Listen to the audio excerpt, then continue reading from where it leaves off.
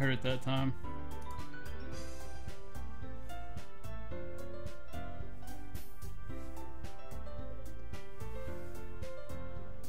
Okay, get that there. Make sure things where I can smell it.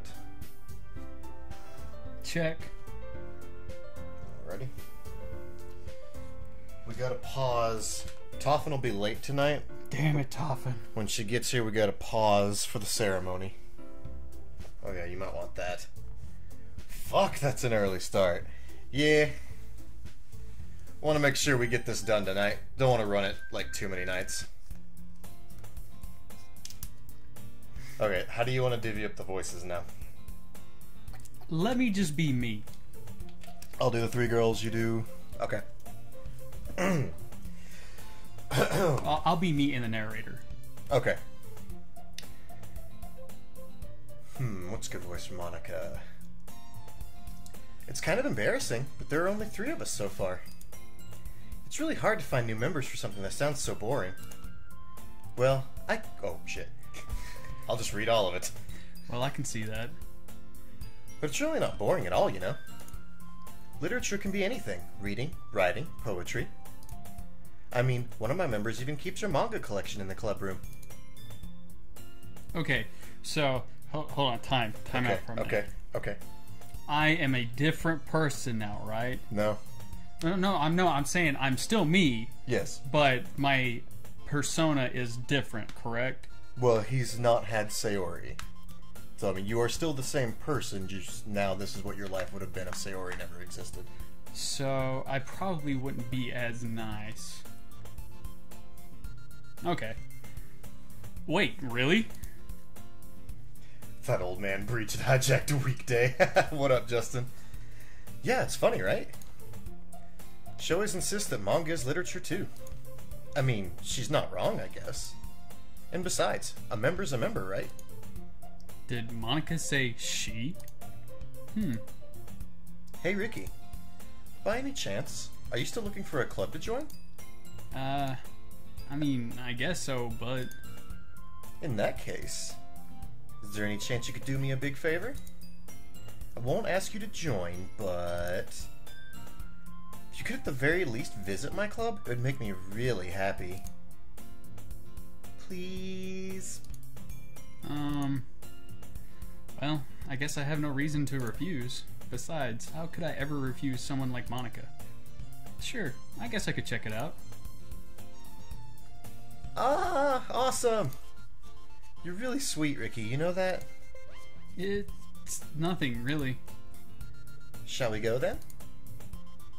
I'll look for the materials another time. You're more important. And thus, today marks the day I sold my soul to Monica and her irresistible smile. I timidly follow Monica across the school and upstairs, a section of the school I rarely visit, being generally used for third-year classes and activities. Monica, full of energy, swings open the classroom door. I'm back! And I brought a guest with me. Eh? A guest? Seriously? You brought a boy? Way to kill the atmosphere. Don't be mean, Natsuki. But anyway, welcome to the club, Ricky. All words escape me in this situation. This club. It's full of incredibly cute girls. So let me guess. You're Monica's boyfriend, right? What? No, I'm not. Natsuki. The girl with the sour attitude, whose name is apparently Natsuki, is one I don't recognize. Her small figure makes me think she's probably a first year. Anyway, this is Natsuki, energetic as usual. And this is Yuri, the vice president. It's nice to meet you. Yuri, who appears comparably more mature and timid, seems to have a hard time keeping up with someone like Natsuki. Yeah, it's nice to meet both of you. So, I ran to Ricky in a classroom, and he decided to come check out the club. Isn't that great? Wait, Monica! Didn't I tell you to let me know in advance before you brought anyone new?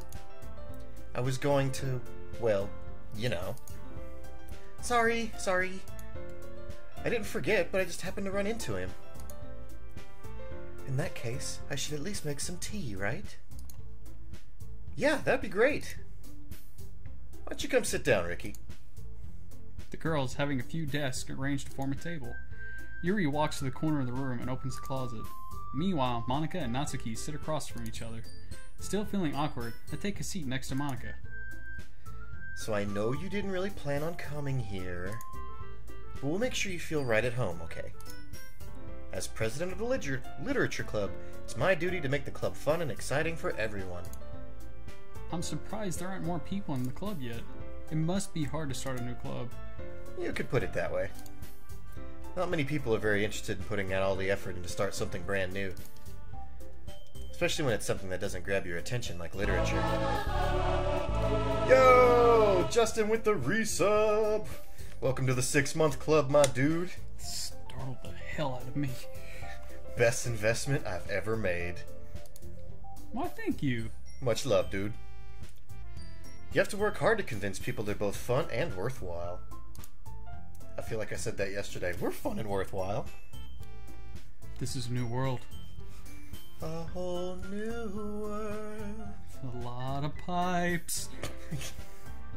But it makes school events, like the festival, that much more important. I'm confident that we can all really confident we can really grow this club before we graduate. Right, Natsuki? Well, I guess. Natsuki reluctantly agrees. Such different girls, all interested in the same goal. To get into my pants. Monika must have worked really hard just to find these two. Yuri returns to the table, carrying a table set. She carefully places a teacup in front of each of us before setting down the teapot in the middle. You keep a whole tea set in the classroom? Don't worry, the teachers give us permission. After all, doesn't a hot cup of tea help you enjoy a good book? I guess. Don't let yourself get intimidated. Yuri's just trying to impress you. That's not... Insulted, Yuri looks away. I meant, you know. I believe you. Well, tea and reading might not be a pastime for me, but I at least enjoy tea. I'm glad. Yuri faintly smiles to herself in relief. So, Ricky, what kind of things do you like to read? Well, game facts, occasionally Kotaku. Considering how little I've read these past few years, I don't really have a good way of answering that. Manga. I muttered quietly to myself, half joking. Natsuki's head suddenly perks up. It looks like she wants to say something, but she keeps quiet. Not much of a reader, I guess. Well, that can change. What am I saying? I spoke without thinking after seeing Yuri's sad smile. Anyway, what about you, Yuri? Well, let's see. Yuri traces the rim of her teacup with her finger. My favorites are usually novels that build deep and complex fantasy worlds. The level of creativity and craftsmanship behind them is amazing to me. And telling a good story in such a foreign world is equally impressive. Yuri goes on, clearly passionate about her reading. She seems so reserved and timid since the moment I walked in, but it's obvious by the way her eyes light up that she finds her comfort in the world of books, not people. But you know, I like a lot of things. Stories with deep psychological elements usually immerse me as well. Don't they? Isn't it amazing how a writer can so deliberately take advantage of your own lack of imagination to completely throw you for a loop? Boo! That wall. Anyway, I've been reading a lot of horror lately. Boo! I read a horror book once. It's like it was yesterday. The only thing that kept me calm was Mega Man X2. I desperately grasped something I can relate to the minimum level. At this rate, Yuri might as well be having a conversation with a rock. I'd expect that from you, Yuri. Yuri just jump kicking through the fourth wall. It suits your personality. Oh, is that so? Really, if a story makes me think, or takes me to another world, then I really can't put it down. Surreal horror is often very successful at changing the way you look at the world, if only for a brief moment. Ugh, I hate horror. Oh, why's that? Well, I just... Natsuki's eyes start over me for a split second. Never mind. That's right, you usually write about cute things, don't you, Natsuki? What? What gives you that idea? Because she likes life, duh! You left a piece of scrap paper behind at the last club meeting. It looked like you were working on a poem called... How it feels to chew 5 gum. Don't say it out loud! And give me that back! Fine, fine. Natsuki, you write your own poems? Well, I guess sometimes. Why do you care? I think that's impressive. Why don't you share them sometime? No. Natsuki averts her eyes. You wouldn't like them. I'm not a very confident writer yet. I understand how Natsuki feels. Sharing that level of writing takes more than just confidence. The truest form of writing is writing to oneself. You must be willing to open up to your readers, exposing your vulnerabilities, and showing even the deepest reaches of your heart. Do you have writing experience too, Yuri? Maybe if you share some of your work, you can set an example and help Natsuki feel comfortable enough to share hers. I guess it's the same for Yuri. We all sat in silence for a moment. Hey! I just got an idea! Uh-huh. How about this? Huh? Natsuki and Yuri look quizzically at Monika. Let's all go home and write a poem of our own. Then, next time we meet, we'll all share them with each other. That way, everyone is even.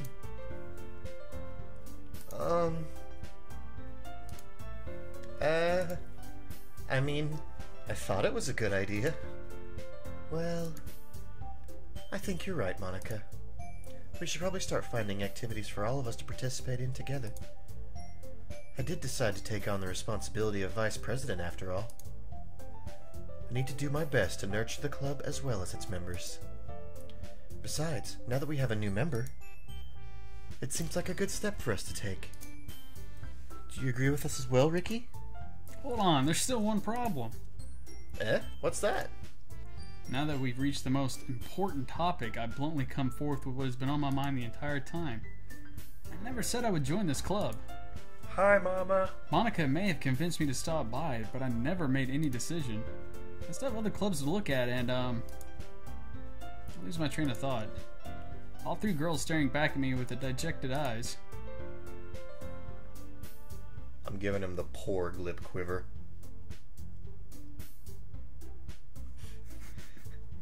But... I'm sorry. I thought... I should have... Did you just read Justin's comment? Yeah. Ricky tries to hook up with Chris's female alter ego while Breach is in a bathtub. I feel like he's recording it in the bathtub. Oh, yeah. Eh? The girls exchange glances before Monika turns back at me. I guess I need to tell you the truth, Ricky. The thing is, we don't have enough members yet to form an official club.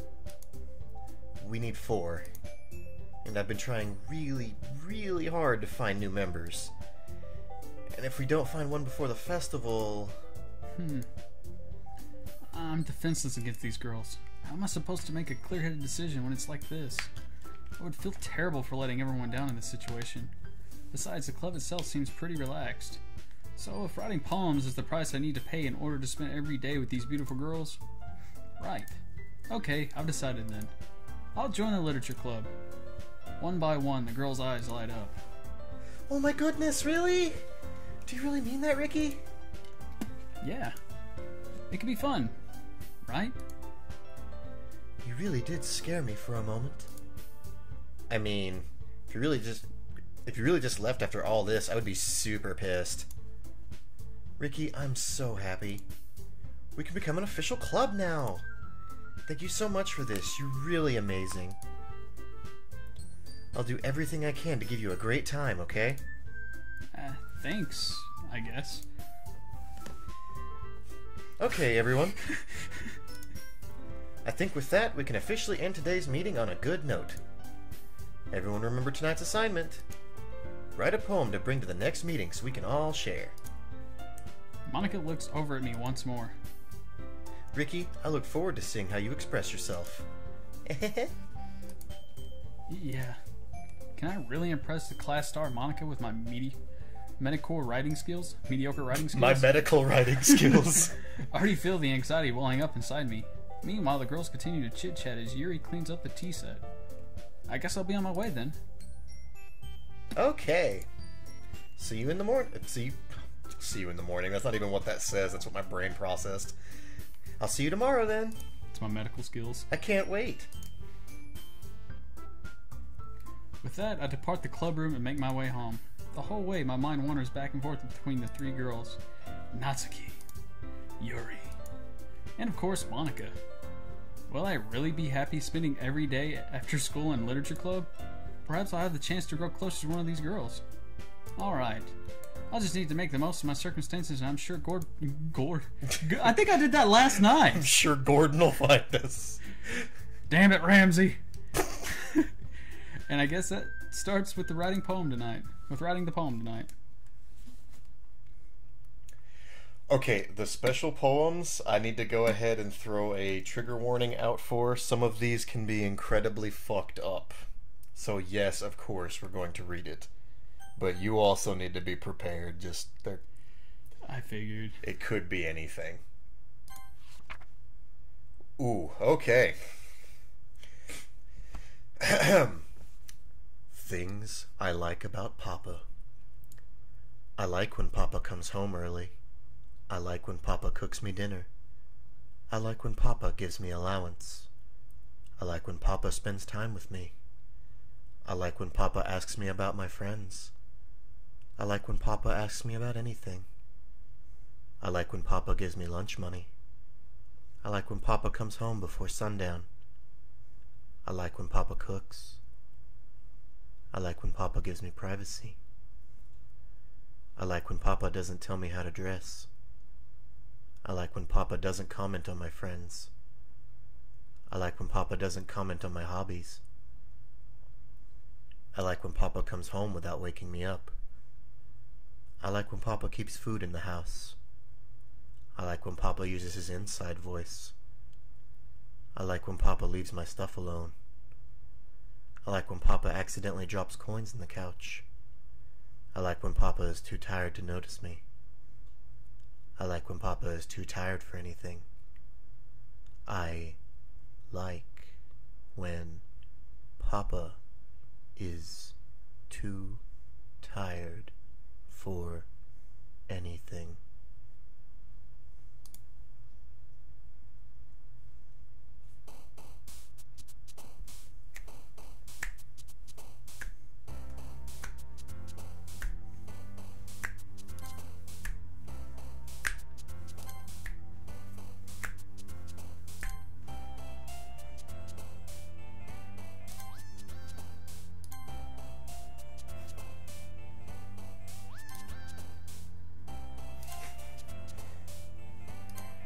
Dude, Erica, the Grumps playthrough of this has been fantastic. He is still in the dark, though, so we gotta keep the chat fully spoiler-free.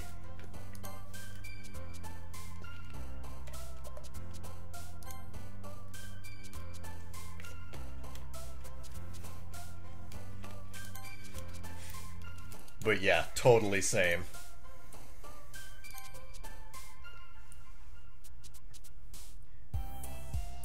Past the end of the first stream last night, me and him had to play Mega Man for like an hour and a half just to get him back down to ground level.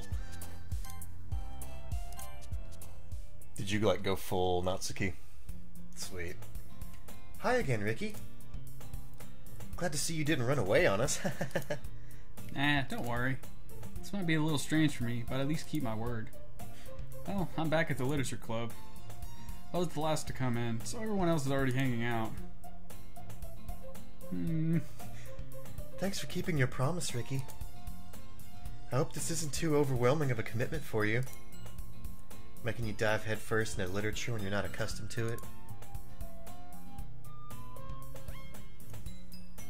Oh my god. What? I just noticed something. Something I've never noticed before.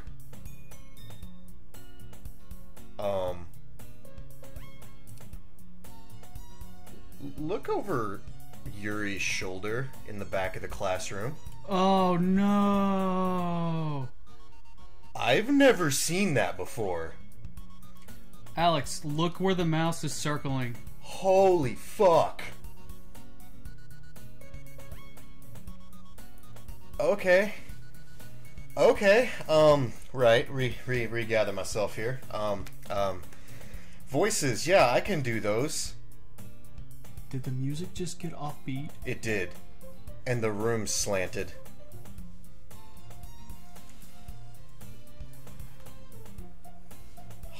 Oh. Whoa, I'm getting like dizzy. I'm also going to get where I'm in my happy place.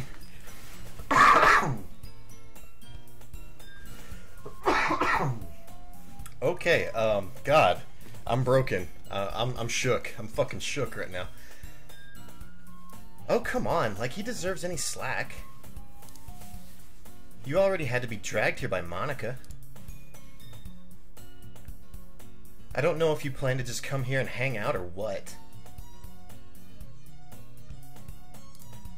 The screen twisting is fucking with my head. Yes, Justin. Yeah. Mom, look at the poster in the background where the mouse is pointed on the screen. But if you don't take us seriously, then you won't see the end of it. Monica, I'm gonna need you to move out of the way. Natsuki, you certainly have a big mouth for someone who keeps her manga collection in the club room.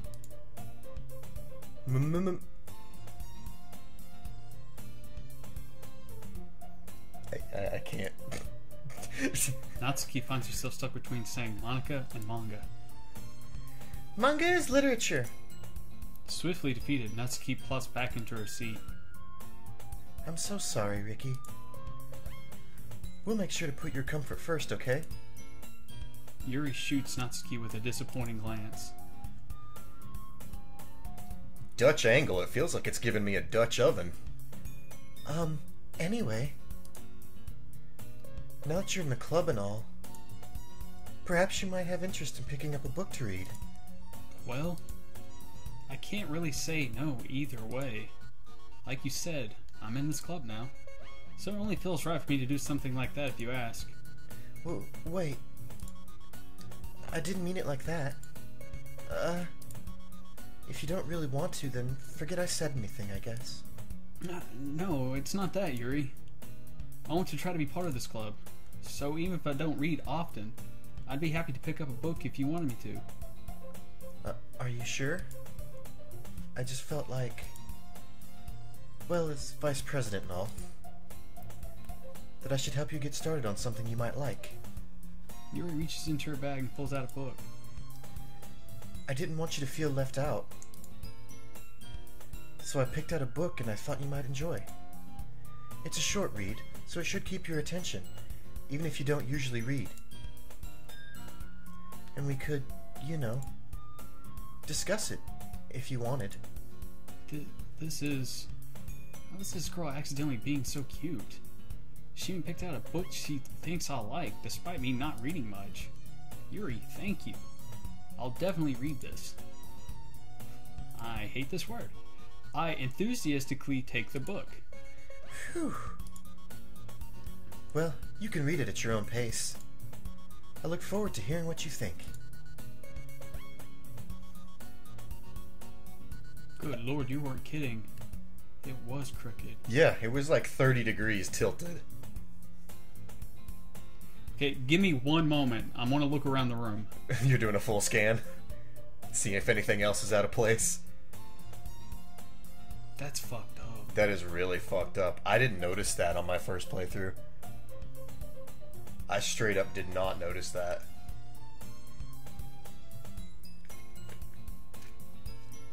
Now that everyone's settled in, I expected Monica to kick off some schedule of activities for the club. That doesn't seem to be the case. Yuri's face is already buried in a book. I can't help but notice her intense expression, like she was waiting for this chance. Meanwhile, Natsuki is rummaging around in the closet. It's gone. Whoa. Whoa. The screen wipe got rid of it. Ugh. I hear Natsuki utter an exasperated sigh from within the closet. She seems to be annoyed by something. I approach her in case she needs a hand.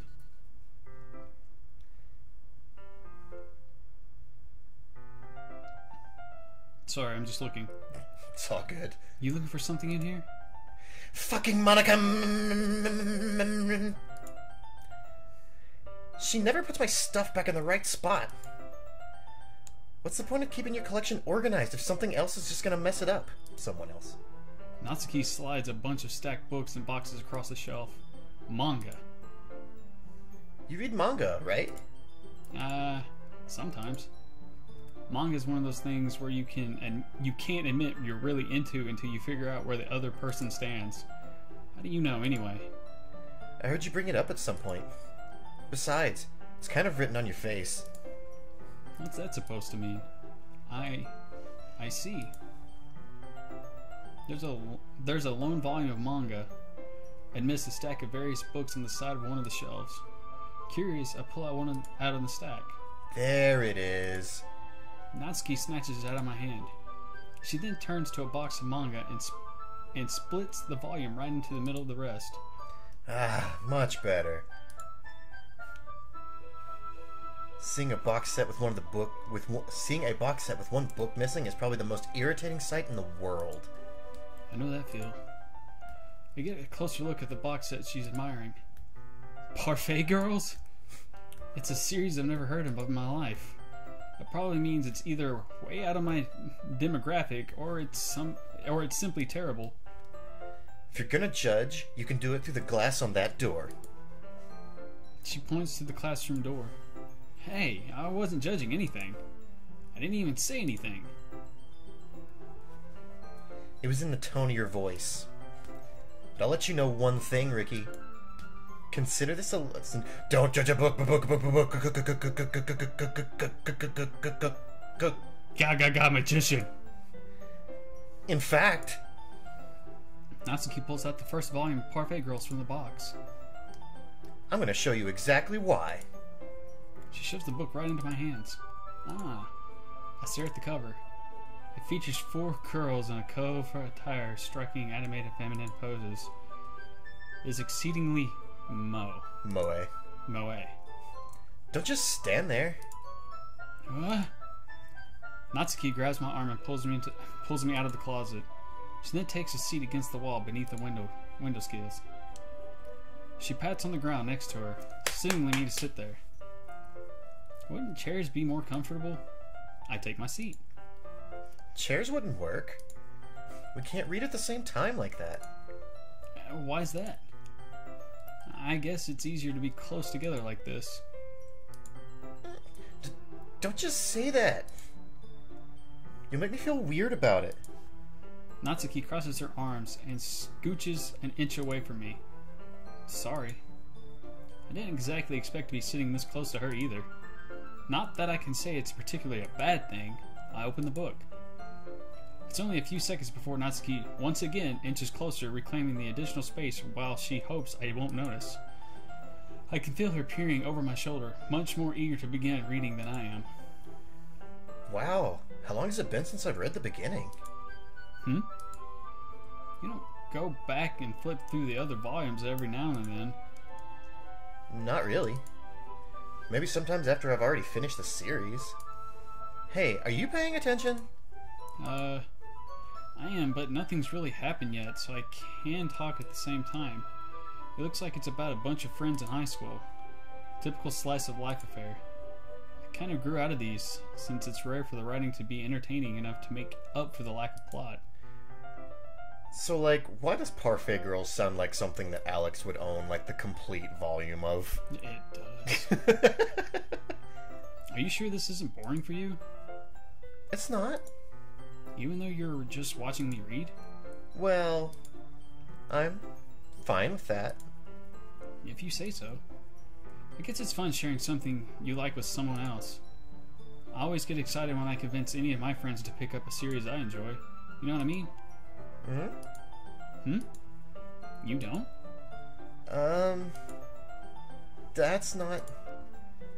Well, I wouldn't really know. What do you mean? Don't you share your manga with your friends? Could you not rub it in? Jeez. Ah, sorry. Like I could ever get my friends to read this. They just think manga's for kids. You can't even bring it up to them without them being all like, you still haven't grown out of that yet? Makes me want to punch him in the face. I know those kind of people. Honestly, it takes a lot of effort to find friends who don't judge much. It takes a lot of effort to find friends who don't judge, much less friends who are also into it. I'm already kind of a loser, so I guess I gravitated toward the other losers over time. But it's probably harder for someone like you. Yeah, that's pretty accurate. Wait, which part? Yeah, for real, Breach. That's going to be an entire stream series coming up when Alex has Saturdays free. I mean, I can't even feel like I keep in my own room. My dad would beat the shit out of me if he found this. Well. At least it's safe here in the club room. Except Monica's kind of a jerk about it. Ugh, I just can't win, can I? Well, it paid off in the end, didn't it? I mean, here I am reading it. Well, it's not like that solves any of my problems. Maybe. But at least you're enjoying yourself, right? So? Yes, Kozo, we are on Act 2. Jeez, that's enough. Are you gonna keep reading or what? Yeah. I flipped the page.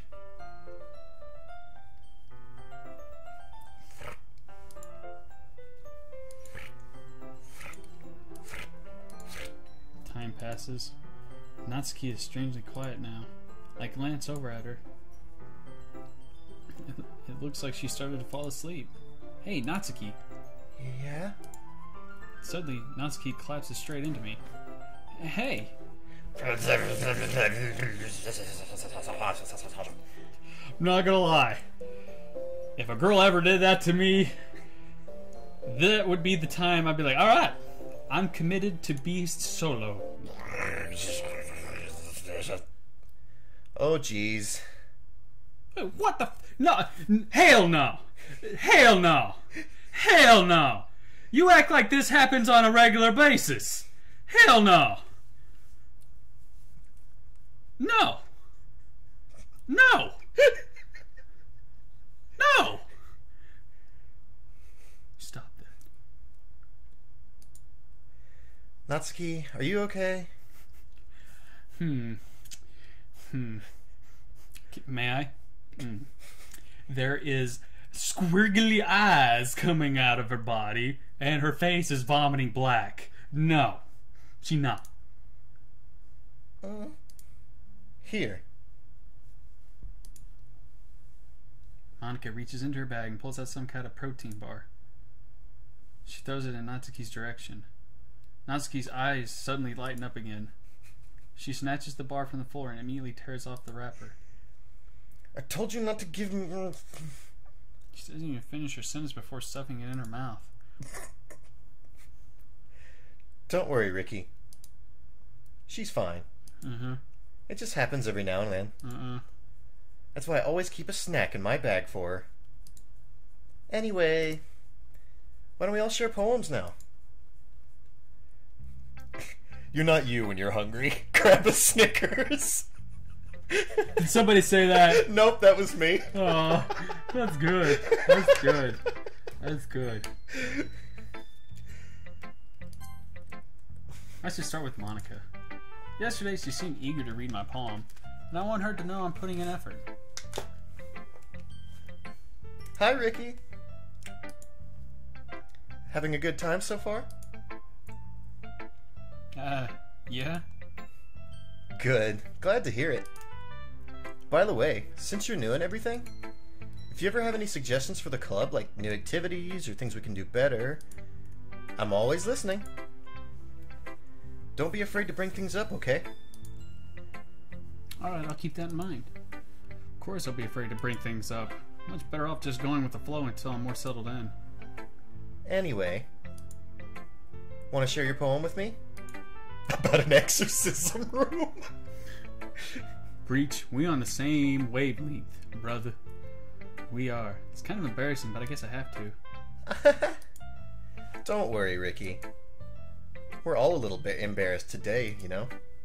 But that's sort of barrier that we'll all learn to get past soon. Yeah, that's true. I hand Monica my poem. I like it, Ricky. Really? It's a lot cuter than I expected. Oh, here comes the weird crap. I can feel it. Oh, jeez. No. I gotta go with the Rick and Morty. Oh, jeez, Rick. It kind of makes me think of something Natsuki would write.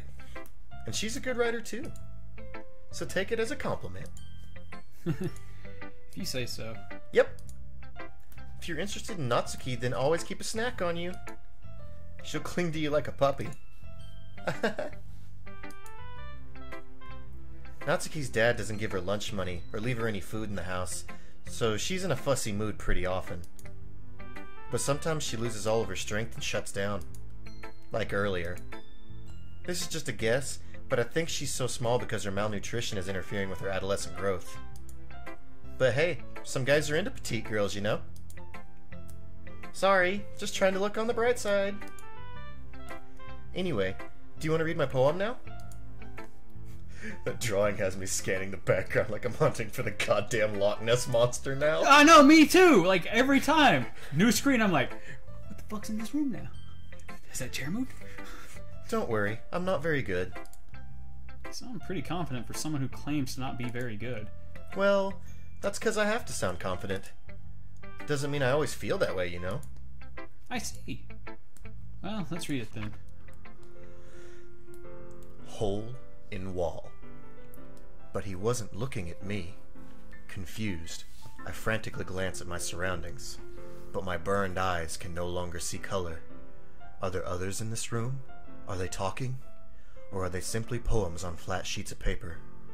The sound of frantic scrawling playing tricks on my ears. The room begins to crinkle, closing in on me. The air I breathe dissipates before it reaches my lungs. I panic. There must be a way out. It's right there. He's right there. Swallowing my fears, I brandish my pen. So, what do you think? It's very freeform, if that's what you call it. Sorry, I'm not really the right person to ask for the feedback. It's okay. Yeah, that kind of style's gotten pretty popular nowadays. That is, a lot of poems have been putting emphasis on the timing between words and lines. When performed out loud, it can be really powerful. Which, by the way, I hope my dramatic readings are good enough for you guys. What was the inspiration behind this one? Well, I'm not sure how to put it. I guess you could say I had some sort of epiphany recently. It's been influencing my poems a bit. An epiphany? Yeah, something like that. I'm kind of nervous to talk about deep stuff like that because it's coming on strongly. Maybe after everyone's better friends with each other. Anyway, here's Monica's writing tip of the day. Sometimes when you're writing a poem or a story, your brain gets too fixated on a specific point. If you try so hard to make it perfect, then you'll never make any progress. Just force yourself to get something down on paper and tidy it up later. Another way to think about this is, if you keep your pen in the same spot for too long, you'll get a big dark puddle of ink. So just move your hand and go with the flow. That's my advice for today. Thanks for listening. Thanks for watching. My brain is trying to think.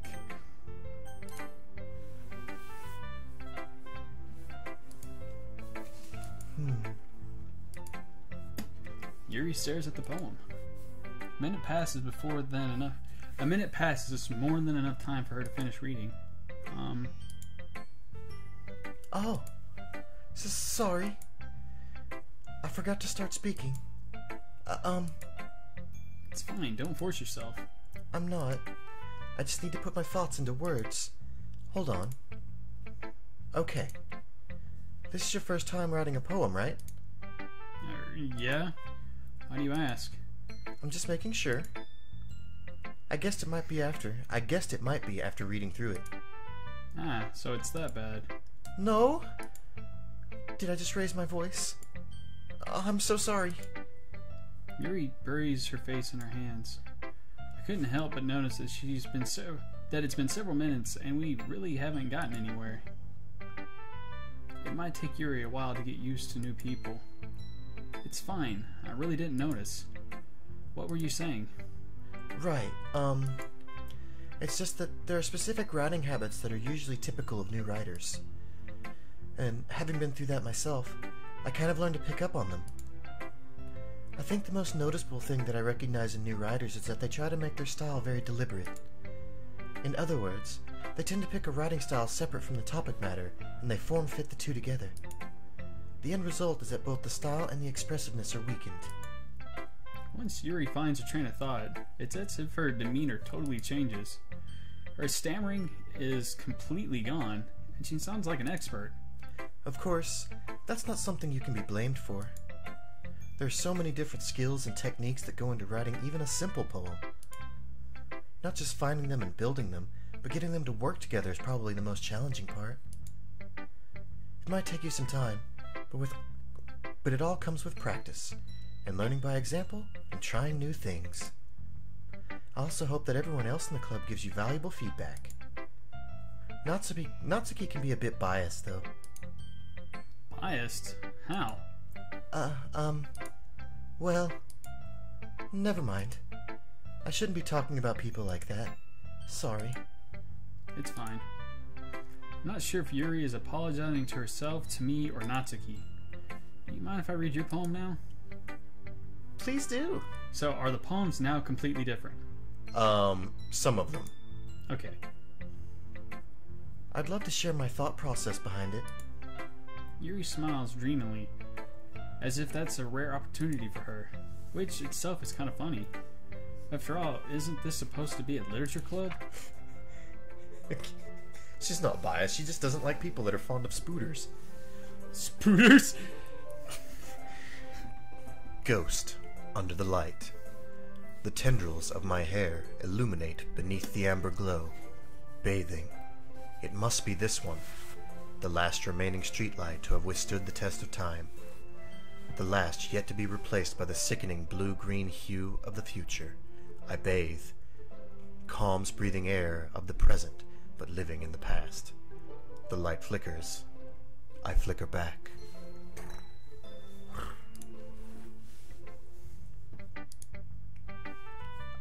I'm sorry. I have such terrible handwriting. What? I wasn't thinking that at all. But it took you a long time to read. Well, I just don't read script very often. I actually think your handwriting is pretty. Eh? That's a relief. Also, I like the poem. Even though it's short, it was really descriptive. It wasn't too short? I usually write longer poems. Not at all. I'm really glad you liked it. I'll be honest. Since our first time sharing, I wanted to write something a little more mild. Something easy to digest, I suppose. Are you into ghosts, Yuri? Actually, the story isn't about a ghost at all, Ricky. Really?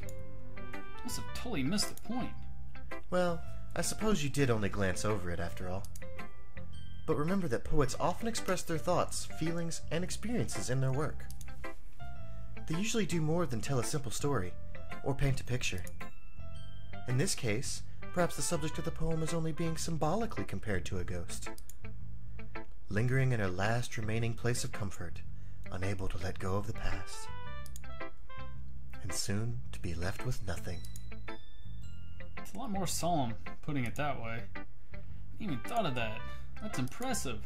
It's nothing, really. Well, it makes me happy that you think that.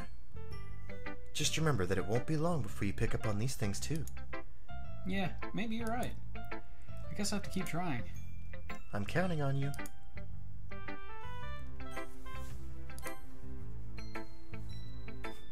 You got the crazy eyes fixed yet?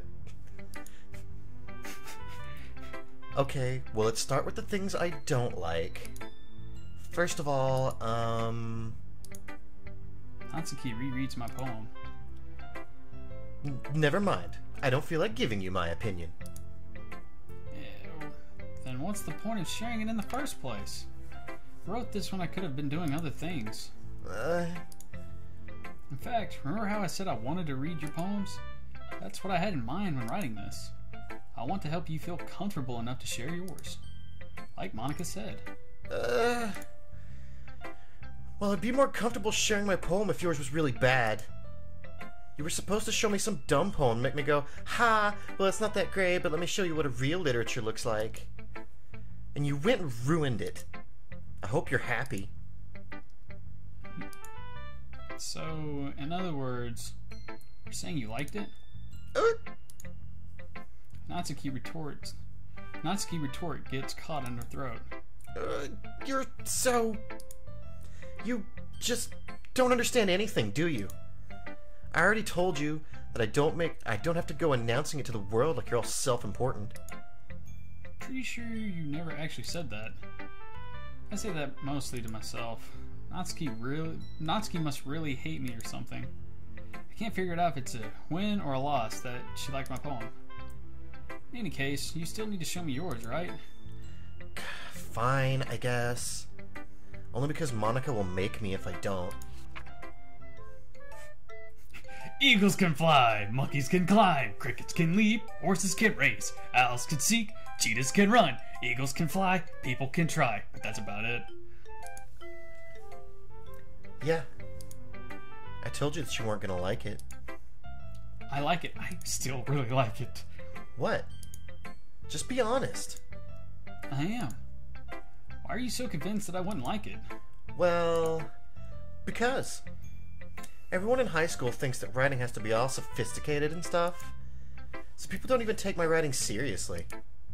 But isn't the point of poems for people to express themselves? Your writing style wouldn't make your message any less valid. Yes, exactly. I like when it's easy to read, but it hits you hard. Like in this poem. Seeing everyone around you do great things can be easily disheartening. So I decided to write about it. Yeah, I understand. But the other nice thing about simple writing is that it puts more weight on the wordplay. Like I set up for a rhyme at the end, but made it fall flat on purpose. It helps bring out the feeling in the last line. So you did.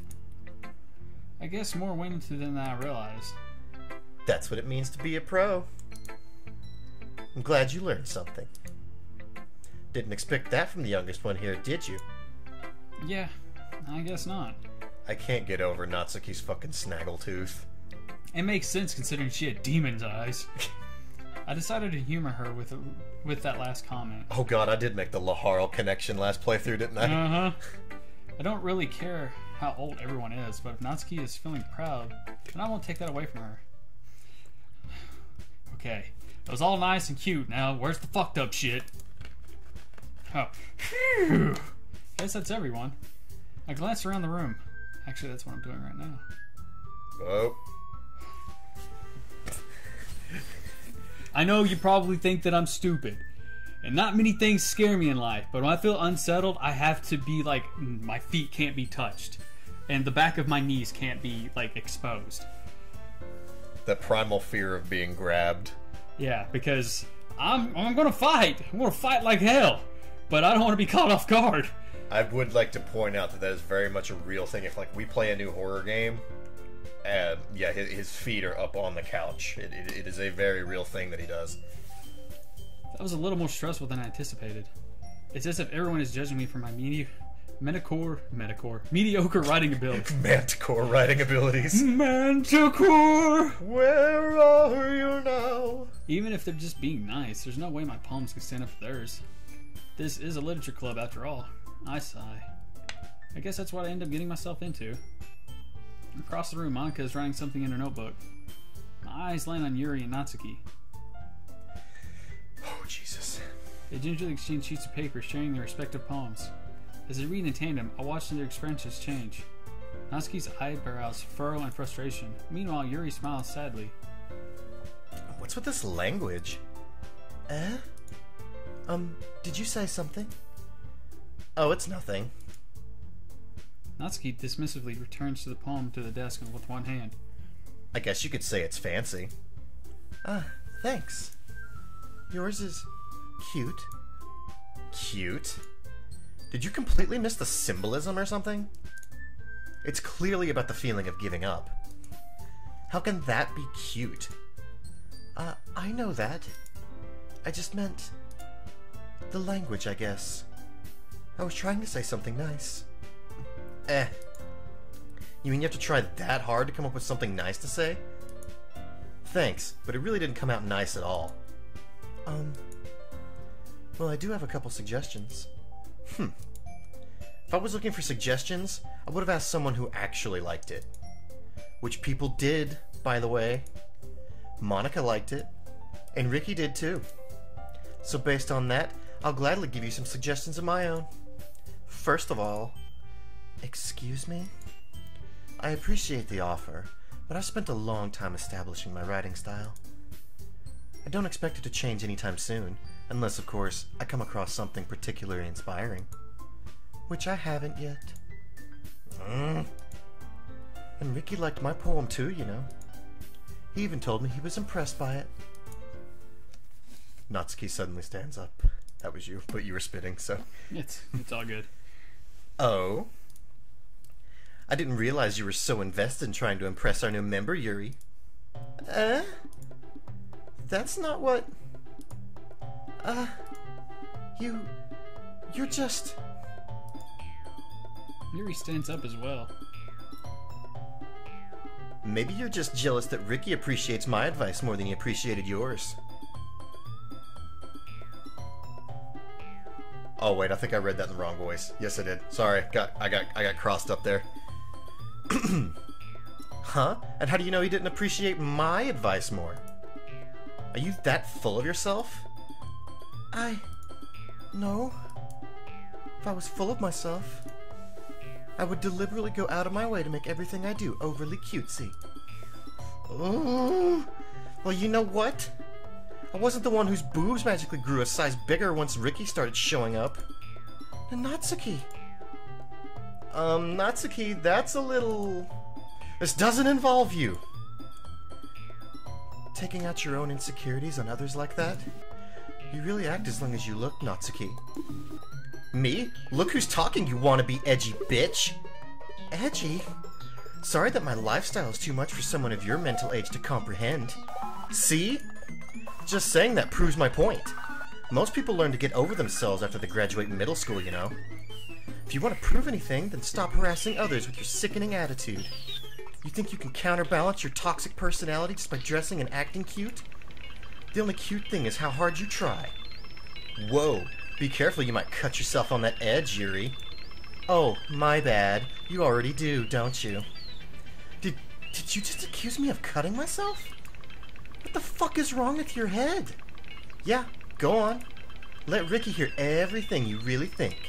I'm sure he'll be head over heels for you after this. Suddenly, Yuri turns towards me as if she just noticed I was standing here. Ricky? It's like me, just being in the wrong place at the wrong time. She's just trying to make me look bad. That's not true.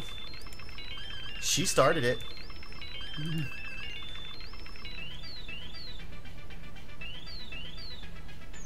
Whoever I agree with, what? The outcome doesn't matter.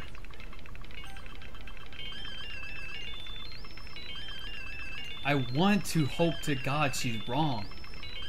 But she's abused by her father. That is clear.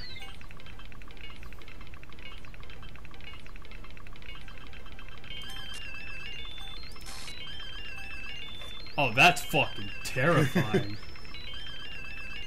Okay. Sorry.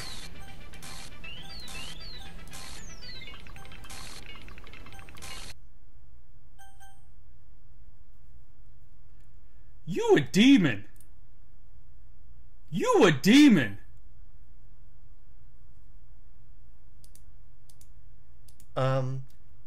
Hey Ricky.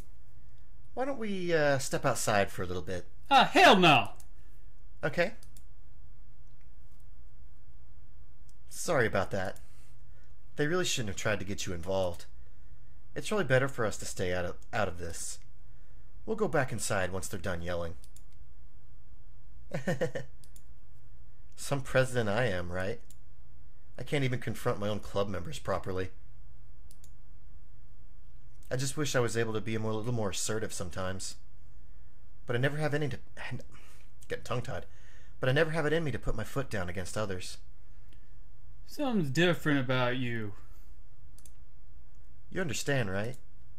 Anyway, if this makes you want to spend less time with the others, then that's fine.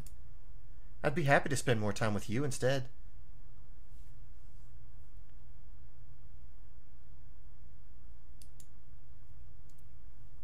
Suddenly, Natsuki runs out of the classroom.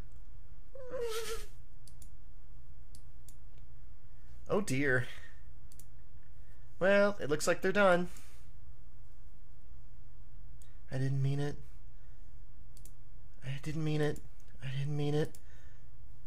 Yuri's rocking back and forth on her desk with her palms on her forehead. Yuri? I didn't mean it. I believe you. I have no idea that what Yuri might have said about God. Sorry, I have a theory in my head, and I want to tell you to make sure if I'm right or wrong, but I don't want to say it while we're recording. Or did. Ricky, please don't hate me. Please. I'm not like this. There's something wrong with me today. It's fine, Yuri. We know you didn't mean it. Besides, I'm sure Natsuki will forget all about it by tomorrow. Completely. Anyway, the meeting is over, so you can go home now if you want. Yuri looks at me like she wants to say something, but she keeps glancing at Monica. You can go first, Monica. I'd like to stay a little bit longer. I'm the president, so I should be the last one out.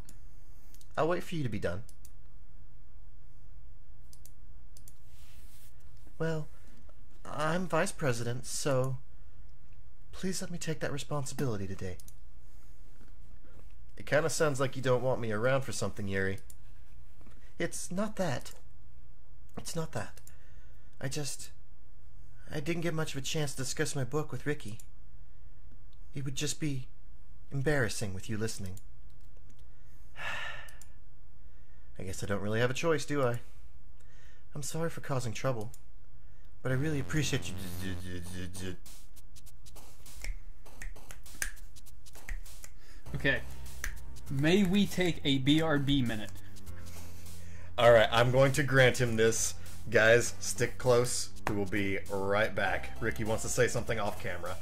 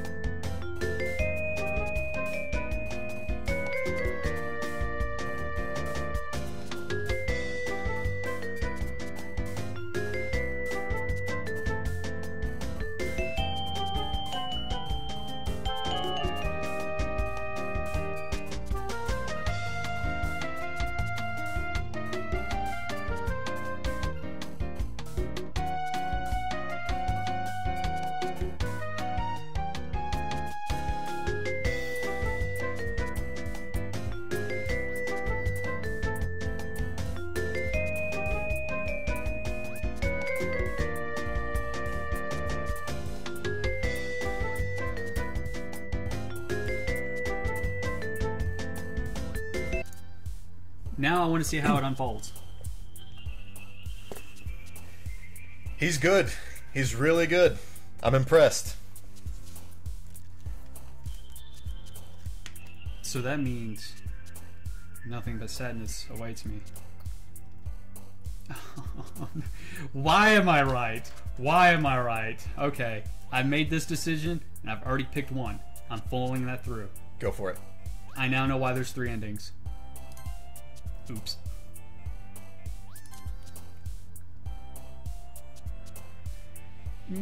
Would Natsuki like flower or bouncy more? Flower. Milk. Games? Yeah. Strawberry.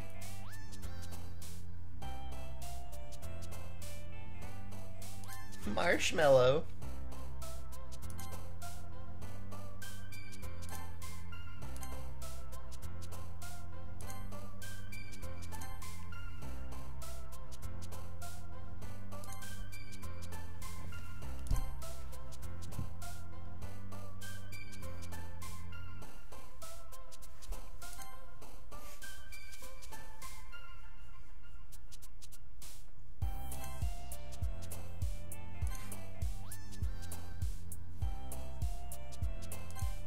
Shiny. This one's hella easy to know who to what goes to where. It gets a little tricky picking between Sayori and Natsuki, but between Natsuki and Yuri, it's pretty damn like, oh, okay.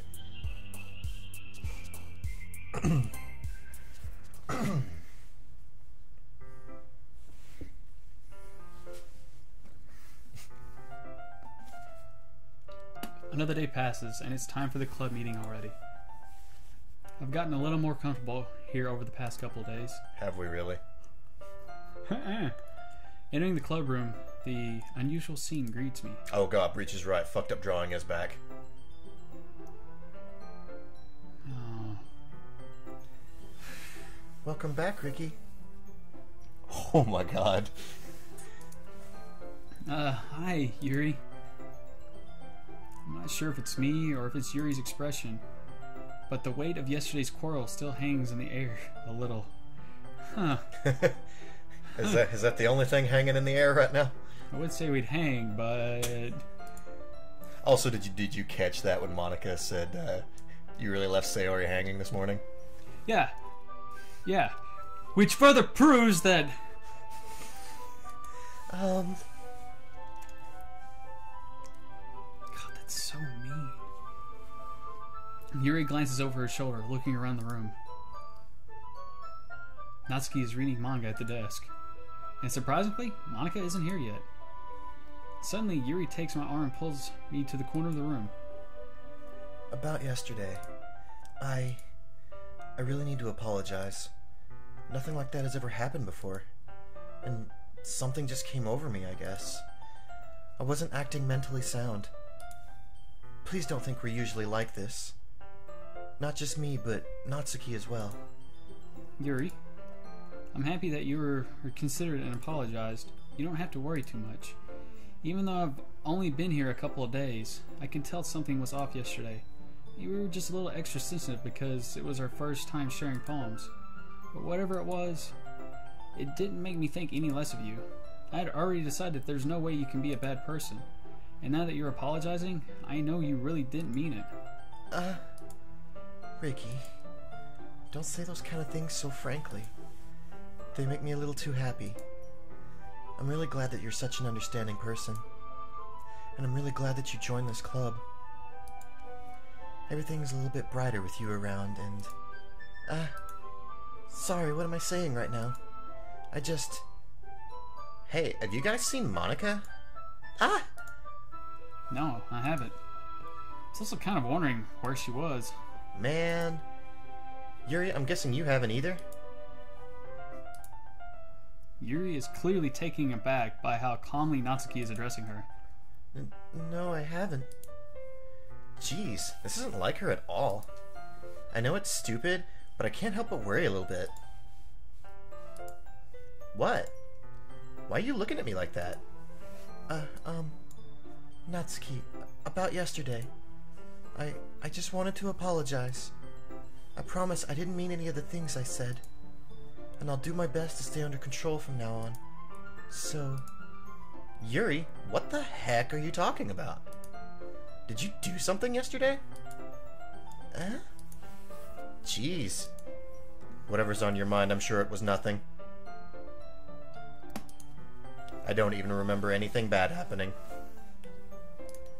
You're the kind of person who worries too much about the little things, aren't you? But... I'll accept your apology anyway if it makes you feel better about it. Besides, it's kind of nice to hear, since I was afraid you secretly hated me or something like that. No, not at all. I don't hate you. Ah, well, you're kind of weird, but I don't hate you either. Natsuki turns to me. You're still on trial, though. Hey! Suddenly the door swings open. Sorry, I'm super sorry. Ah, there you are. I didn't mean to be late. I hope you guys aren't worried or anything. Nah. Well, Natsuki was. I was not. What took you so long anyway? Well, my last period today was study hall. To be honest, I kind of just lost track of time. That makes no sense, though. You would have heard the bell ring at least. I must not have heard it since I was practicing piano. Piano? I wasn't aware you played music as well, Monica. Don't give me more credit than I deserve. I guess I've been practicing for a while, but I'm really not good yet. Still, that must require a lot of dedication. So I'm still impressed. Aw, well thanks, Yuri. You should play something for us sometime. That's... Monica looks at me. Well, I am working on a song, but it's not quite done yet. Maybe once I get a little better, I will. That sounds cool. Look forward to it. Is that so? In that case, I won't let you down, Ricky. Monica smiles sweetly. I didn't mean any pressure or anything like that. Don't worry. I was hoping that I could share it with you anyway. I guess that's why I've been practicing so much recently. I see. Not sure if Monica was referring to the whole club or just me. In that case, best of luck. Thanks. So, I didn't miss anything, did I? Not really. I choose not to bring up anything that the three of us talked about. Besides, Natsuki has already run off to the closet. Ricky, since your compliments put me in such a good mood, I was wondering if you could take some time together. I'm wondering if you'd like to spend some time together today. I mean, in the club. Yeah, I suppose so. I don't think I could say no to you after you gave me the book. Well, I guess I need to make sure Natsuki isn't waiting for me. After we finished reading yesterday, She's fine. She's reading over there. See? Don't think about her so much. She's used to being ignored. Come on, we're going over there.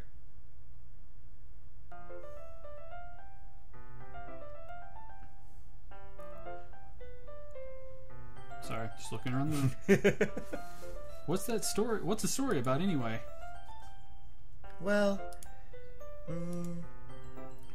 Look at the cover of the book. The book is titled Portrait of Markov. There's an ominous-looking eye symbol in front of the cover. basically, it's about this religious camp that was turned into a human experiment prison. And the people trapped there have this trait that turns them into killing machines that lust for blood. But the facility gets even worse, and they start selectively breeding people by cutting off their limbs and affixing them to... Oh, that might be a little bit of a spoiler. What kind of fucking book are you reading? But anyway, I'm really into it. The book, I mean. Not the thing about the limbs. It's kind of dark, isn't it? You made it sound like it was going to be a nice story, so that dark turn came from nowhere. You're not a fan of that sort of thing, Ricky? No, it's not that. I mean, I can definitely enjoy those kinds of stories, so don't worry. I hope so. Yeah, I totally forgot that Yuri is into those things. So she's shy and reclusive on the outside, but her mind seems to be completely different. It's just that this kind of story... It's the kind of challenge...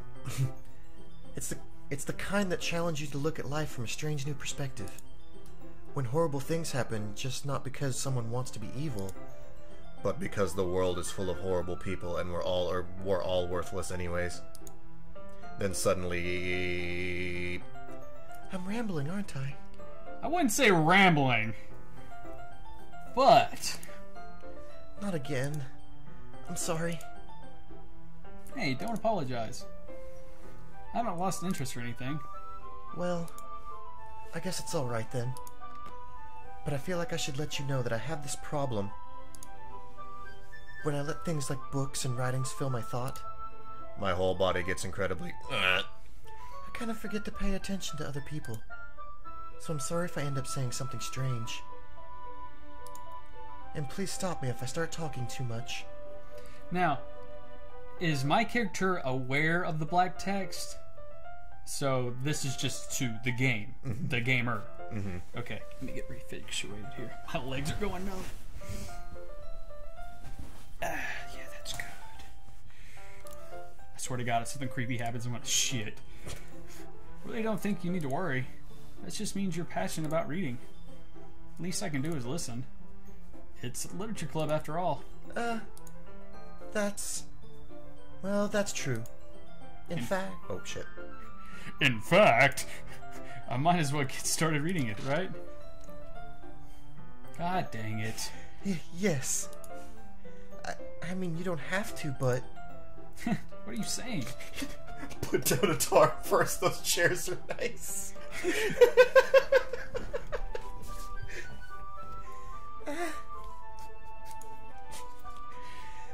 Let me just get to the book.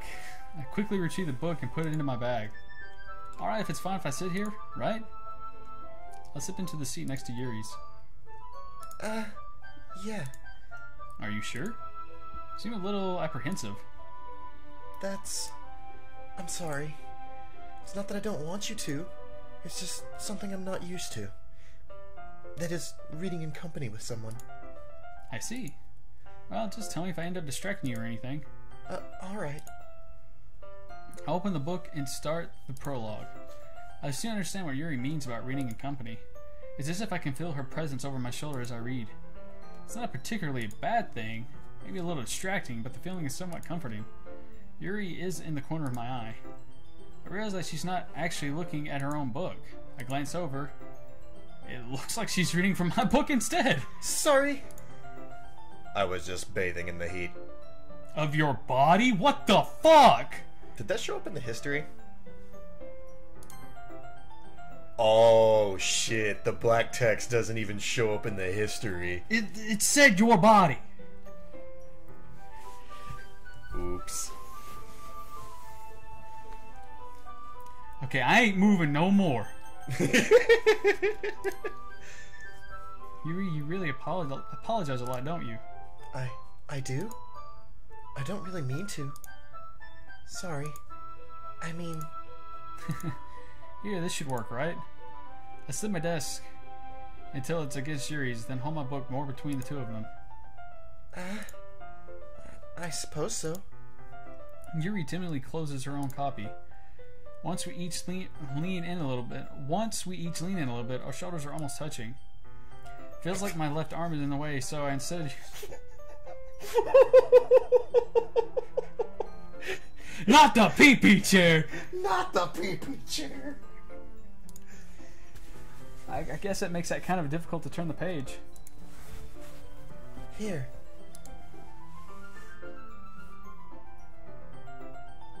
That's a nice picture. It is. Yuri takes her left arm and holds the left side of the book between her thumb and forefinger. Ah. I do the same with my right arm on the right side of the book. That way I turn a page and Yuri slides it under her thumb after it flips to her side. But in holding it like this, we're huddled even closer together than before. It's actually kind of distracting me. It's as if I can feel the warmth of Yuri's face, and she's in the corner of my vision. Are you ready? Huh? To turn the page. Ah, sorry. I think I got distracted for a second. I glance over at Yuri's face once again, and our eyes meet. You got me fucking scanning all the four corners of the... She's clearly looking at us. Wow, she is looking at us. She's not even looking at the book. Yeah, she's like looking straight at us. I don't know how I'll be able to keep up with her. That's okay. You're not used to reading, right? I don't mind being patient if it takes you a bit longer. It's probably the least I can do. Sorry, I can't read. She's smiling. That's a cute picture. Since you've been so patient with me. Yeah, thanks. We continue reading. Yuri no longer asks me if I'm ready to turn the page. Instead, I just assume that she finishes the page before me, so I turn by my own violation. We continue the first chapter in silence. Even so, turning each page almost feels like an intimate exchange. The thumb's gently letting go of the page, letting it flutter over to her side of as she catches it under her own thumb. Hey, Yuri? This might be a silly thought, but the main character kind of reminds me of you a little bit. No, I don't relate to this character at all. Definitely not. Really? I'm just thinking the way she second guesses things she says and all that. That's what you were talking about? Sorry. I thought you meant something else about her. Something else? Never mind. We didn't even get that far yet. So I don't know why that thought came into my head. Yuri, are you feeling alright? Yuri's been a little fidgety ever since we started reading. You can rest if you're feeling sick or something. Your breathing is a little... Am I breathing? Yuri puts her hand on her chest as if to feel her heartbeat. I didn't even notice. Anyway, I'm fine. I just need some water. Alright, don't push yourself. Yuri stands up and practically rushes out of the classroom. What on earth was that about? Ricky? Did something happen just now? Huh? I have no idea. Yuri's acting a little strange, I guess. So you don't know anything? Sorry, I can't say I do. Are you worried about her? Oh, no, not really. I was just making sure that you didn't do anything to her. No, nothing. Don't worry. I believe you, silly. Yuri just does this from time to time. It's nothing alarming. Alright, if you say so. Anyway, why don't we start with sharing our poems with each other? Shouldn't we wait for Yuri? Well, she might be a while, so I figured we'd get started without her. Is that okay? Yeah, I was just asking. I stand up. Hell no, I ain't standing up right now. I make a mental note of where I left off in the book, then slip it back into my bag. Let's get you done. Hi again, Ricky. How's the writing going? Alright, I guess. I'll take that. As long as it's not going bad. I'm happy that you're applying yourself. Maybe soon you'll come up with a masterpiece. Wouldn't count on that. You never know. Want to share what you wrote for today? Sure, here you go. I give my poem to Monica. Alright. Great job, Ricky. I was going ooh in my head while reading it. It's really metaphorical. I'm not sure why, but I didn't expect you to go for something so deep. I guess I underestimated you. It's easiest for me to keep everyone's expectations low. That way, it always counts when I put in some effort. Hell yeah! That's not very fair. Well, I guess it worked anyway. You know that Yuri likes this kind of writing, right? Writing that's full of imagery and symbolism. Sometimes I feel like Yuri's mind is just totally detached from reality. I don't mean that like it's a bad thing, though. But sometimes I get the impression that she's totally given up on people. She spends so much time in her own head, it's probably a much more interesting place for her. But that's why she gets so happy when you treat her with a lot of kindness. I don't think she's used to being indulged like that. She must be really starved for social interaction, so don't blame her for coming on a little strongly. Like earlier. I think if she gets too stimulated, she ends up withdrawing and looking for alone time. Suddenly the door opens. Yuri! I'm back. Did I miss anything? Not really. Well, we all started sharing our poems with each other. Already? I'm sorry for being late. No need to apologize. We still have plenty of time, so I'm more glad that you took all the time you needed. Alright. Thanks, Monica. I suppose I should go get my poem now. But anyway, you want to read my poem now? I like the way this one turned out, so I hope you do too. Save me. The colors, they won't. Bright bit colors. Piercing. Red, green, blue, and less cacophony of meaningless noise. The noise, it won't stop. Violet granting forms. Piercing. Sine, cosine, tangent. Like playing a chalk or on a table. Like playing a knife on a breathing rib cage. Less, well, meaningless. Delete her. I know that's how you had to read it, but it sounded like you were like in the middle of trying to poop.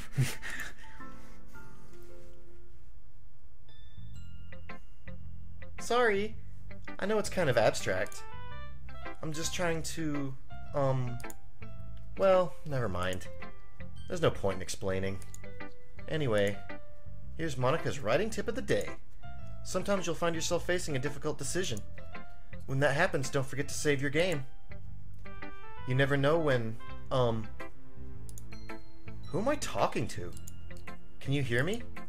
Tell me you can hear me. Anything. No! Hell no! Clicking over here, over here, over here. Oh god, this is creepy. That's my advice for today. Thanks for listening.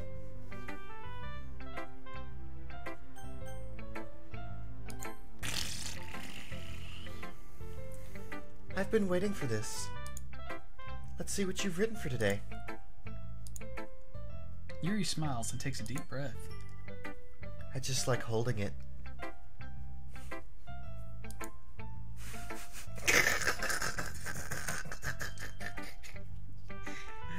Aw, it's not that impressive. Shit. $5 not Rick. I mean, the poem turned out good. It's, well, there are some things that you could work on, but that doesn't really matter. It feels like anything written by you is a treasure. That came out a little awkward. Let's move on. Here's the poem I wrote. You don't have to like it or anything. Holy fucking Ooh, shit. boy, alright, I'm gonna need a drink for this. Sure you're drinking the right stuff? Yeah, no. Okay, what is that stain on the page, just by the way? Coffee.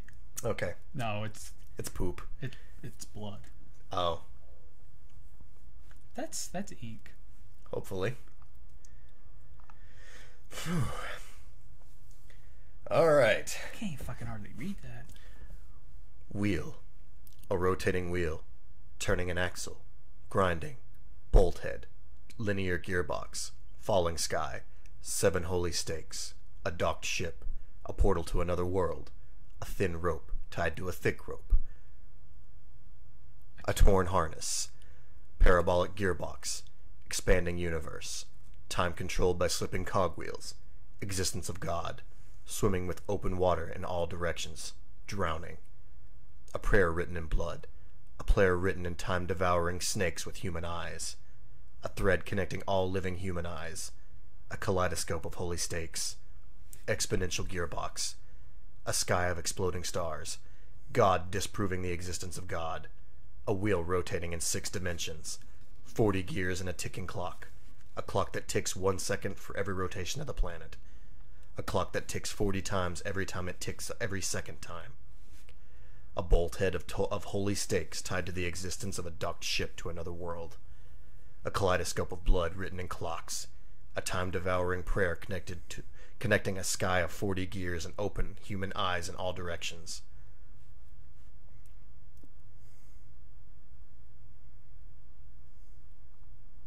Scroll there. Okay, there we go. Breathing gearbox, breathing bolthead, breathing ship, breathing portal, breathing snakes, breathing God, breathing blood, breathing holy stakes, breathing human eyes, breathing time, breathing prayer, breathing sky, breathing wheel. Okay, that's it.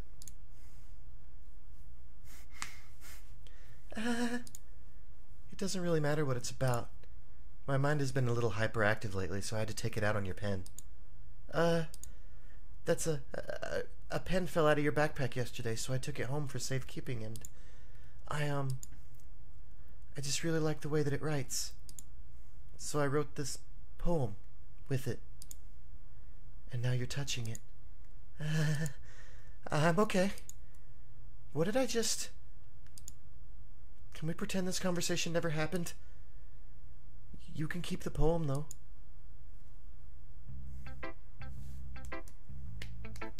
That made my brain hurt. Should have tried reading it. I was reading it in my head. Well, it's not terrible, but it's pretty disappointing after your last one. Then again, if this was as good as your last one, I'd be completely pissed. Well, I guess I wanted to try something a little different this time. Fair enough. You're still new to this, so I wouldn't expect you to find your style right away. I mean, everyone in the club writes really differently from each other. No joke! Maybe you'll find a little influence from all of us. For instance, I noticed you were spending some time with Yuri today. Not that I care about who you spend your time with. After all, I was taught never to expect anything from anybody. So it's not like I was waiting for you, or anything. Still, you should at least look over my poem. You'll probably be able to learn something from it.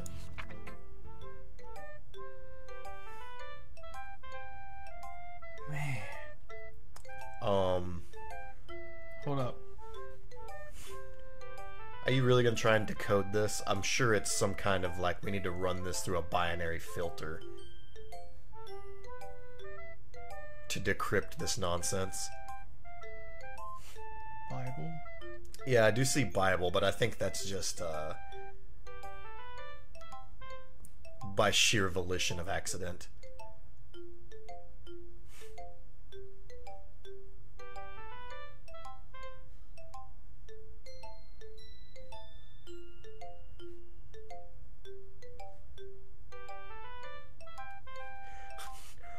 Oh no. Oh no. Ricky, why didn't you come to read with me today? I was waiting for you. I was waiting for a long time. It was the only thing I had to look forward to today. Why did you ruin it? Do you like Yuri more? I think you're better off not associating with her. Are you listening to me? Yuri is a sick freak. That should be obvious by now. So just play with me instead. Okay. You don't hate me, Ricky, do you? Do you hate me? Do you want me to go home crying? The club is the only place I feel safe. Don't ruin that for me. Don't ruin it. Please, just stop talking to Yuri. Play with me instead. It's all I have. Play with me. Play with me!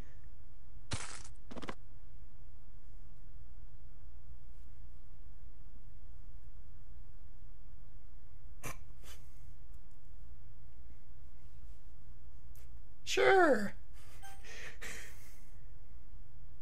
Man, I'm glad we didn't have clubs in my high school. Right? Can you hear me? That was a human laugh. That was a very real human laugh. That creeped me the fuck out.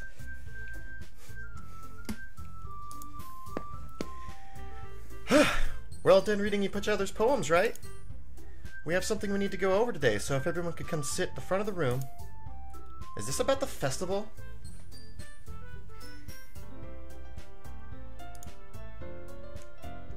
Well, sort of. Do we really have to do something for the festival? It's not like we can put together anything good in just a few days. We'll just end up embarrassing ourselves instead of getting any new members. That's a concern of mine as well. I don't really do well with last-minute preparations. Don't worry so much. We're gonna keep it simple, okay? Look, I know everyone's been a little lively ever since Ricky joined, and we started... lively, is that the word you're choosing? Ever since Ricky joined, and we've started with some club activities. But this isn't the time for us to become complacent. We still only have 4 members, and the festival is our only real chance to find more, you know? What's so great about getting new members anyway? We already have enough to be considered an official club. More members will just mean we'll get even noisier and more difficult to manage. Natsuki, I don't think you're looking at it the right way at all. Don't you want to share your passion with as many people as you can? To inspire them to the same feelings that brought you here in the first place? The literature club should be a place where people can express themselves like they can't do anywhere else. It should be a place so intimate that you never want to leave. I know you feel that way too. I know we all do. So that's why we should work hard to put something together for the festival, even if it's something small. Right, Ricky? Oh, come on. You can't take advantage of Ricky to agree with you just because he doesn't know how to say no to anything. Look, Monica, do you really think any of us here joined the club with other people in mind? Yuri never even talked until Ricky joined. As for me, I just like it better here than I do at home. And Ricky isn't even passionate about literature in the first place. And that's everyone. Sorry, but you're really the only one who's interested in finding new members. The rest of us are fine, like this. I know you're president and all, but you should really consider our opinions for once. Monica is clearly taken aback by Natsuki's words. That's not true at all. I'm sure Yuri and Ricky want to get more members too. Right? I don't know about Yuri, but I'm kind of indifferent. If I showed as much enthusiasm as Monica wanted, then I'd probably be lying. Still, if it's up to me to rescue this situation, No. Natsuki's right, isn't she? This club, it's nothing more than a place for a few people to hang out. Why did I think that everyone here saw it the same way as I did? But that doesn't mean that we're against getting new members or anything. Ricky, why'd you even join this club? What were you looking to get out of it? Well, it's not really something I can be honest about, is it? In fact, if I remember, you weren't even given a choice not to join. Monica sits down and stares at her desk. What's the point of all this anyways? What if starting this club was a mistake? Now you've done it, Natsuki. What? Me? I just spoke my mind. Is it a crime to be honest? It's not about being honest. It's about word choice. Besides, you have no right to speak for everyone else in the club like that. You don't understand at all. I just want a place that feels nice to hang out with a few friends. Is there a problem with the club being that for me? There aren't many places like that for me. And now Monica wants to take it away from me. She's not taking anything away. No, Ricky, it's not the same. It won't be the same with the direction she wants to take it. If I wanted that, I could have just joined any other stupid club. But this one, I mean, at least for a little bit of time, things were nice. Natsuki starts packing up her things. I'm going home. I feel like I don't belong here right now. Natsuki. Natsuki ignores Yuri and walks right out of the classroom. Does someone want to give Breach a rundown of what he missed with Natsuki? Give him a play-by-play.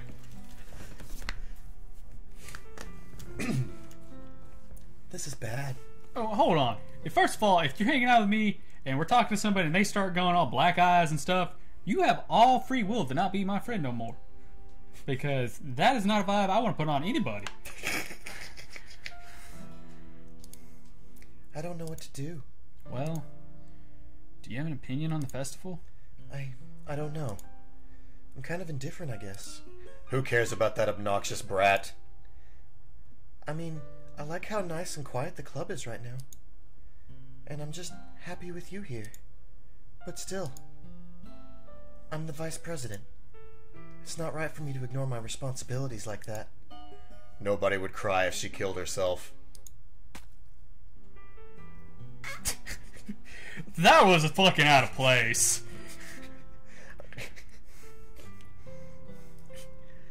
I should do my best to consider everyone's perspective and make the decision that's right for the club. But what about you, Ricky? What do you want to get out of this club? You repeat the same question as Monica.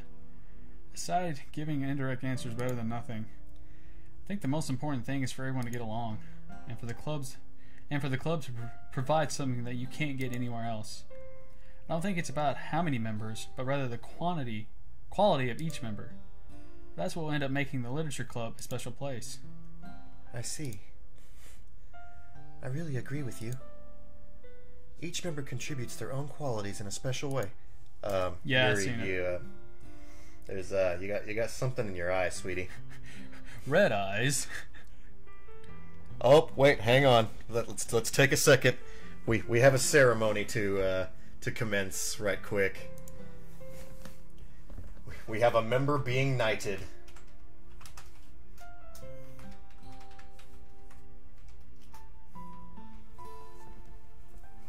Everyone welcome our new moderator, Toffendal. Oh my god, you're a mod! Enjoy your sword, madame. Weapon of choice. No, she literally gets a sword by her name. Oh, that is so cool. Yeah, that's how you know a mod. Sword. Moderator hype! Just gonna let it... Dude. Yeah, that's what I was saying. She's got a little something in her eye there. I know, it's like it did it more. It's doing it more frequently. Oh. And this is back. Nice. Nice. With each change in members, the identity of the club as a whole will change too. I don't think that's necessarily a bad thing. Stepping out of your comfort zone once in a while. So if you'd really help Monica with the festival, then I'm on your side as well. Alright. Well, maybe we can all talk to Natsuki tomorrow. Yuri nods. Hey, Yuri. I know things were a little awkward yesterday. But I feel like you deserve to know that I still think you're a wonderful vice president. And also, a wonderful friend. Monica. I want to do everything I can to make this the best club ever. Okay? Me too. Now, I wonder if this game is going to do a flip of the script on me. Or I think I know what the person is, but it's actually somebody else. Yeah. Let's all go home for today. We'll talk about the festival tomorrow. Okay. I look forward to it. Shall we go, Ricky? Please don't take this the wrong way, but I'm gonna chat a little with Ricky before we leave. Just to see what he thinks of his time here and all that. It's important to me, as president. Yuri looks a little troubled, but she doesn't protest. Okay. I trust your judgment, Monica.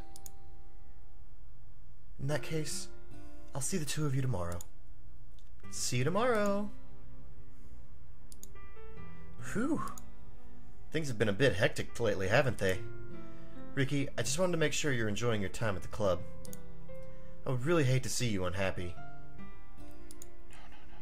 I feel kind of like I'm responsible for that, as president. And I really do care about you, you know? I don't like seeing the other girls give you a hard time. With how mean Natsuki is and everything, and Yuri being a little bit, you know. Sometimes it feels like you and I are the only real people here. You know what I mean? But it's weird because in all the time you've been here, we've hardly got to spend any time together. I mean, I guess it's technically only been a couple days. Sorry, I didn't mean to say something weird. there are just some things that I've been hoping to talk with you about. Things I know only you could understand. So that's why... Wait, not yet. No! Stop it! So she's aware. Aware of what?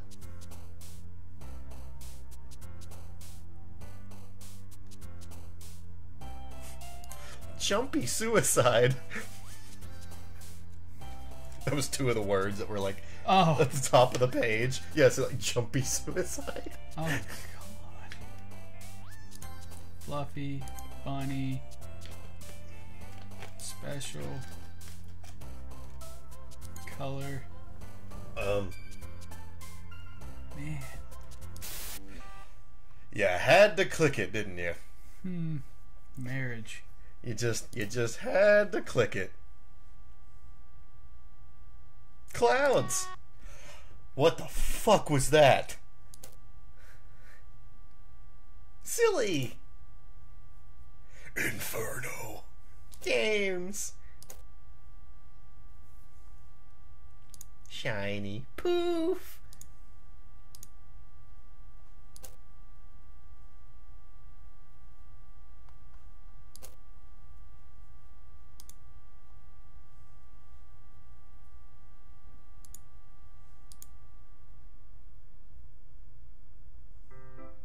Hi, Ricky.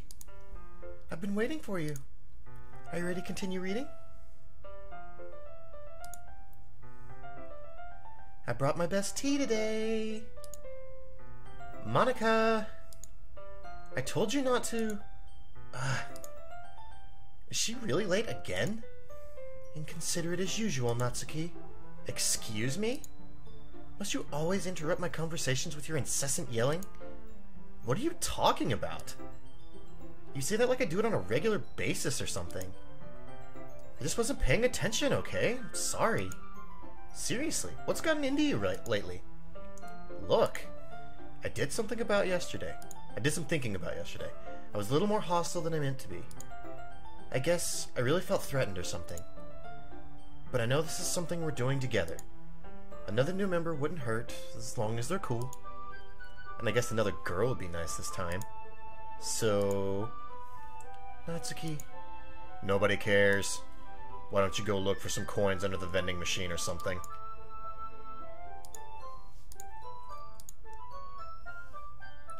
Oh man. Wait. She actually knew what she said.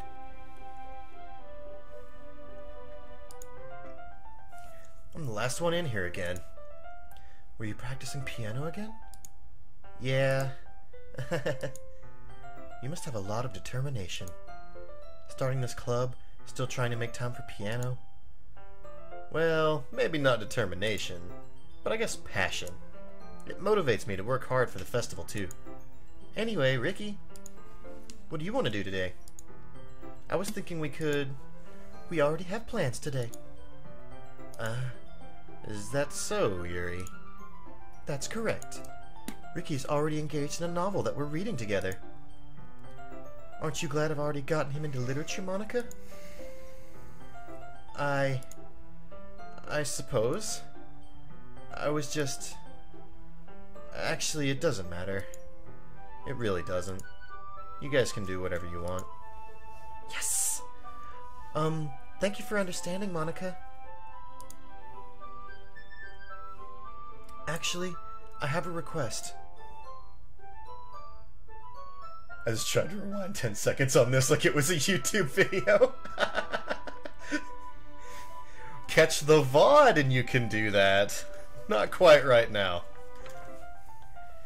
Do you mind if I make some tea first? Not at all. Thanks very much. Oh no.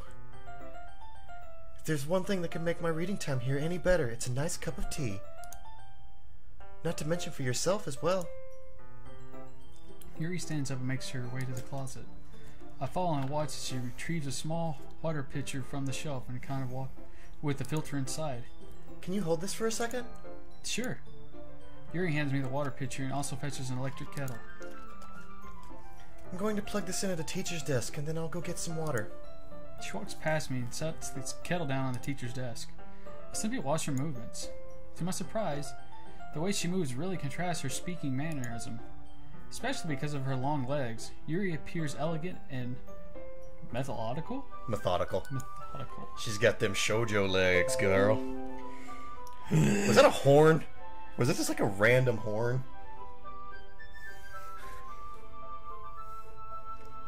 Okay, that's you. Okay. May I have the water pitcher? Thanks. I'll be right back. Might as well walk with you. That's okay. You stay here. It won't take long. Pitcher in hand, Yuri hurries out of the classroom. Did Yuri leave you again? No, it's not like that this time. She's just filling up the water pitcher to make some tea. Oh, okay. Sorry for misunderstanding. 10 minutes pass. Yuri said it wouldn't take long. Something holding her up? I'm bored just waiting here, so I decided to go look for her. Let's see. The most logical place for you to be in the nearest water fountain. I started heading down the hallway.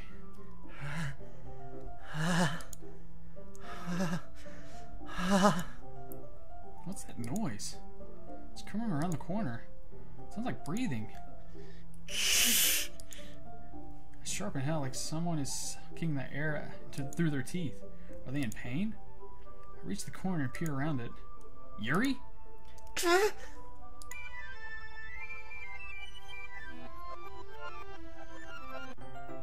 I'm back. 10 minutes pass. I'm back. Thanks for waiting patiently. Ricky, do you like oolong tea? Yeah. Anything is fine. Very well. Yuri sets the temperature on the kettle to 200 degrees. Now it's time to get the teapot. You really do this properly, don't you? Of course. I shouldn't do any less when I'm making tea for others. Even if I'm not an expert on tea or anything. So we're just gonna press that under the rug, right?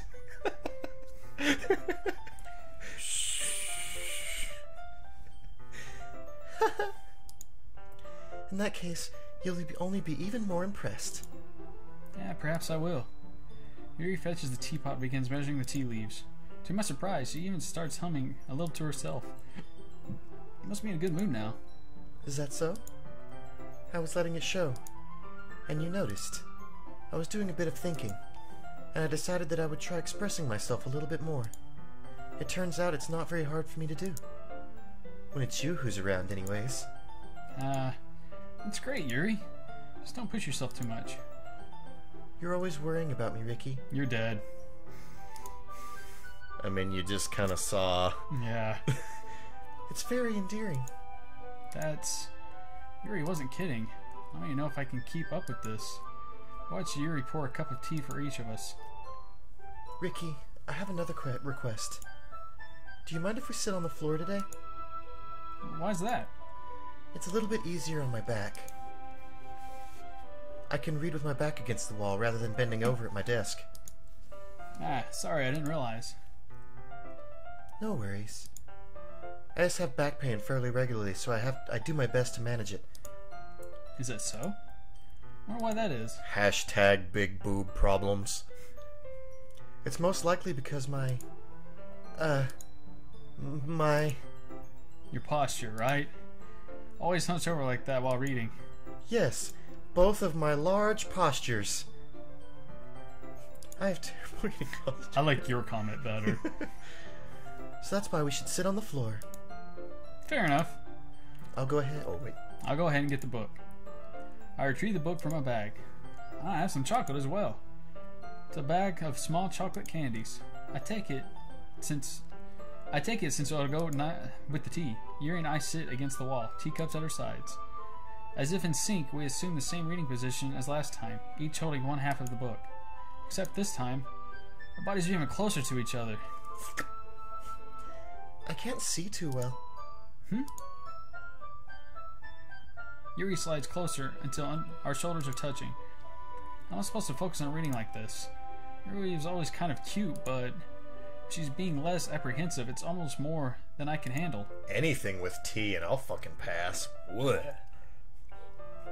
Nasty ass leaf water. Fucking bleh. Alex is like, oh, it depends on what kind of tea it is and chocolate, you know? She's like, well, if you get like the chamomile Dragon Balls snorkelberry, it goes well with milk chocolate. I can only handle a little bit of green tea. Your teacup. Yuri hands me my teacup. Holding it with my hand that's not holding the book, I end up with the position that makes it even harder to focus. Because now I need to worry about making sure I don't accidentally touch her chest. Meanwhile, Yuri hasn't noticed a single thing. She wears her intense reading expression, and I can only presume the world around her has faded away. I use all of my willpower to focus on reading. The snozzberries taste like snozzberries. After a few minutes, I finally manage to relax a little. Put the teacup between my legs and fumble with the chocolate wrapper. Sorry. I briefly let go of the book to finish opening the wrapper. You can have as much as you want. That's okay. I won't take any. Are you sure?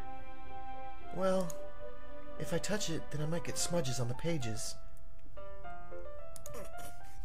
You're right. Didn't even think about that. My bad. Yo, Drapion, what's up, dude? No need to apologize. I'll hold the book, okay? Are you sure? Of course. Yuri opens the book with both hands. It fucks with me when there's animated backgrounds. They're so few and far between. Doing good, Drapion, doing good. Doing pretty good as well. She holds it so that I don't have any harder of time reading from it. But as a result, her left arm is practically resting on top of my leg. Well, in that case, Yuri is already totally focused on reading again. I saw that, Breach. I saw that. I take a chocolate candy and pop it into my mouth. Then I take another chocolate and hold it up to Yuri.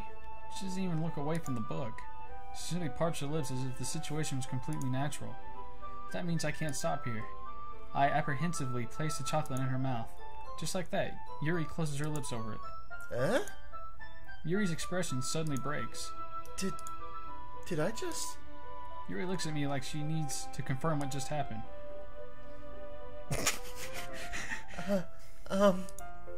Ricky? Sorry. I guess I shouldn't have done that. Yuri starts to breathe heavily. I can't. Ricky. Suddenly, Yuri forcefully grabs my arm and jerks me to my feet. Oh man, she's about to beat the shit out of me. My teacup gets knocked over. She's gonna beat something and it's not shit. Ricky. My heart won't stop pounding, Ricky. I can't calm down. Oh my god, all of this is going to be used out of context for the Silent Hero fanfiction. Every goddamn bit of this. Are you aware of this? Can you... Especially this line. Can you feel it, Ricky? It's like an airstrip. Yuri suddenly presses my hand against her chest. Wait, I need this hand. Why this hand? Because that one has the mouse. Oh, you smell nice. Thank you. Transcribing this right now. Yo. Why is this happening to me? I feel like I'm losing my mind. I can't make it stop. It even makes me want to not read. I just want to look at you. She got them creepy eyes. Okay. I'm just gonna be honest with you. My PP is not out. It's like it has retracted. I now have what we call the Vagoo. Mouse. Okay. Mouse. Okay.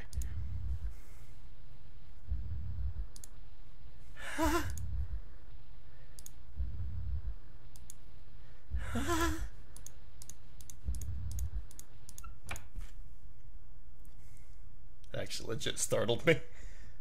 It's not what it looks like. She's totally old enough. It's time to share poems. There once was a man from Nantucket. Wait, I can't say that. I suggest you're gonna need a restraining order and a Glock. That's the fourth take of trying to get that joke chat friendly. Oh my god. Worth. Fucking worth. Well, let's get the awkward shit out of the way. Finally. Wait, was that the epitome of McLovin? It's in? Yeah. Oh, man. Damn. Yuri holds my palm to her face and takes a deep breath.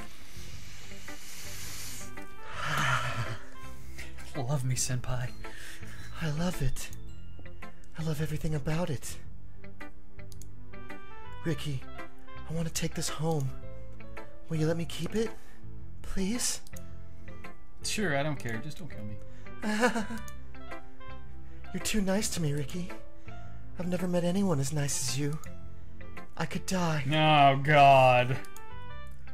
Not really, but I just don't know how to describe it.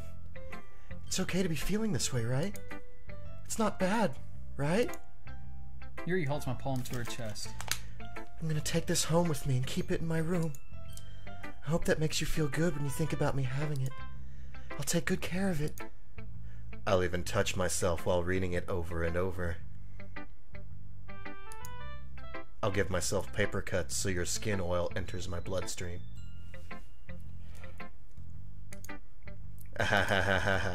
You can have my poem too. Besides, after you read it, I know you're going to want to keep it. Here, take it. I can't wait any longer. Hurry, read it!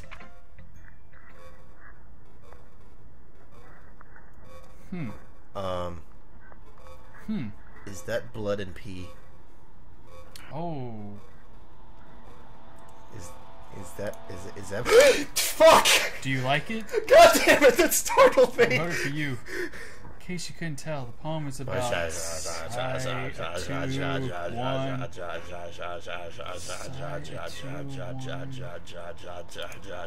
More importantly... It's endowed with my scent. See? Aren't I the most thoughtful person in the world? Club. I think I'm gonna vomit.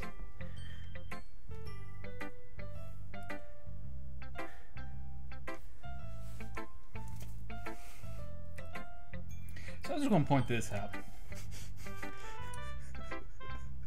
I'm strangely okay with accepting blood paper. I don't know why. Blood paper is okay? But when you start peeing on shit, that's where I draw the line. And you use the words "my scent." You know, that's why they invented freaking perfume. Please do not send us gift letters in blood. Please don't. Do not do that. Do not. He does not want blood paper. No. But, like, why am I okay with... Oh, hell no. Hell no. Hell no. You just got quoted. I was waiting for it. I was fucking waiting for it. I knew something in DDLC was gonna get quoted. Oh my god. Ricky, I think you saw something earlier that you weren't supposed to see. Yeah, titties. I don't want to have to tell you this, but I don't think I have a choice. It's getting kind of dangerous for you to spend so much time with Yuri. I don't know why, but she seems pretty excitable when she's around you. Which shouldn't be a problem in itself.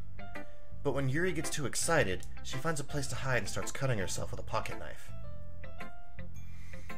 Most people tell people on Facebook.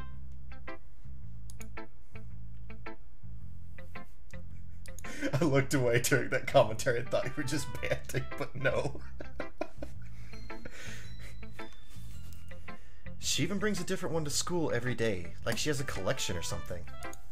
I mean, it's definitely not because she's depressed or anything like that. I think she gets some kind of high from it. It might even be like a sexual thing. But the point is, you've kind of been enabling her. I'm not saying it's your fault though, but I guess that's why I had to explain it all to you. So I think if you keep your distance, that would probably be best for her. While you're at it, don't be shy to spend a little more time with me. To put it lightly, I at least have it together in the head, and I know how to treat my club members. Anyway, I guess we won't worry about your poem. Yuri should have at least had the courtesy of letting you finish sharing it before taking it.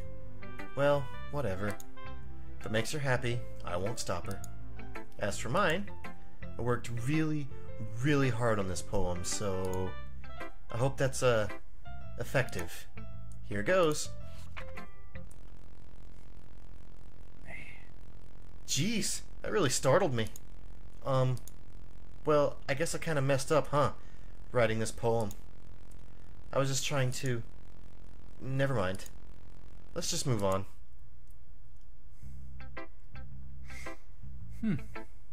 So, if any of my friends ask me to start writing poems, we're not friends anymore. That poem's abstract as fuck. It really pops. What? You gave your poem to Yuri? Gross. What is it with you two? It's not like I wanted to read it anyway. It's just pissing me off a little bit that you didn't even think to show me at all. Ugh. Okay, I guess I'm gonna share my poem with you anyway. I really hate that I have to do this, but unfortunately I don't have much of a choice. Just read it carefully, okay? Also, we have given you guys plenty of fuel for clips, so feel free to go through the VODs and snap some Twitch clips from our fucking jumps and shit. I don't know how else to bring this up, but there's something I've been really worried about. Yuri's been acting kind of strange lately. You've only been here a few days, so you may not know what I mean, but she's not normally like this. She's always been quiet and polite and attentive, things like that.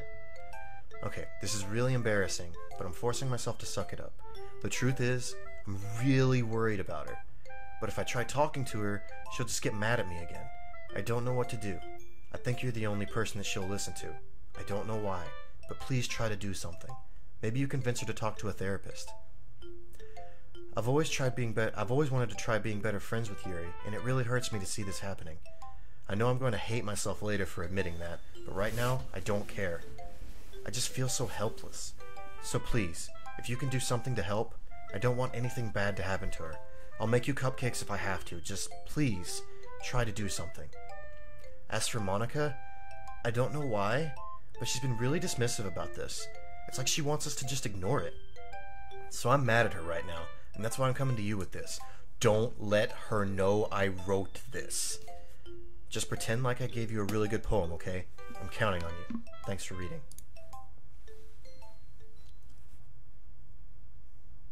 I changed my mind.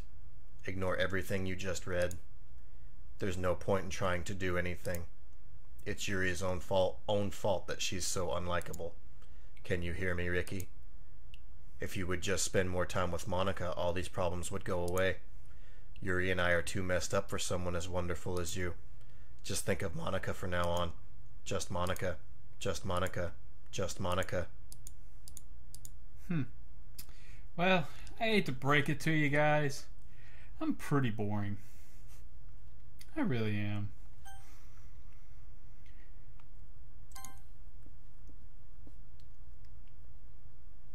Aw.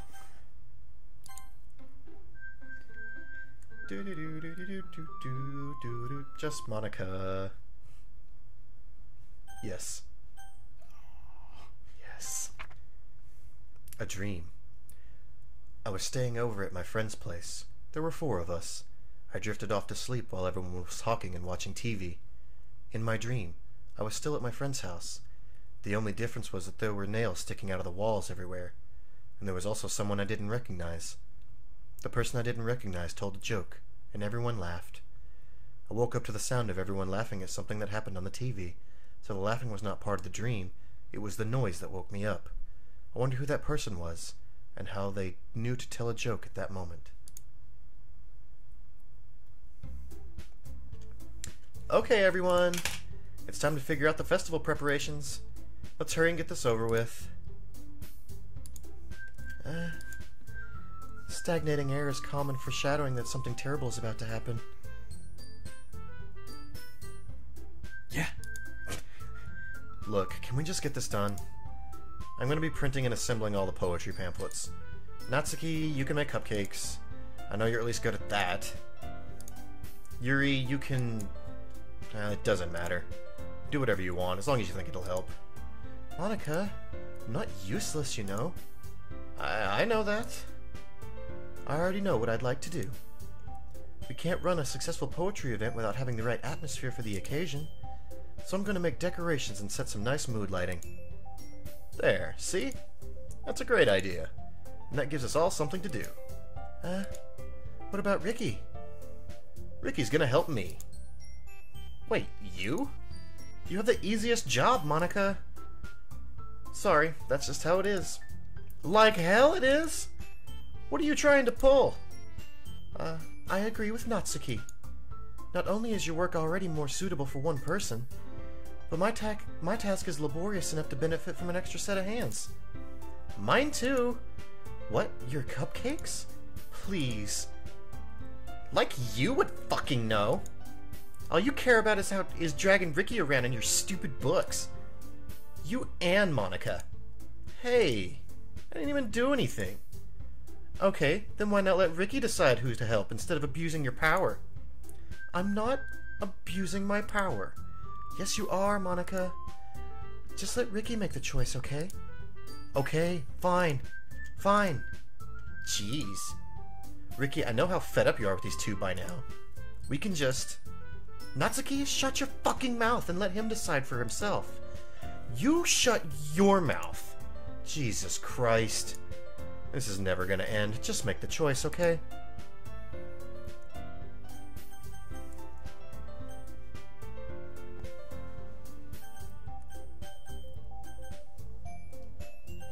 Is that... The game is forcing me. Yep. I don't think Monica liked that. Good.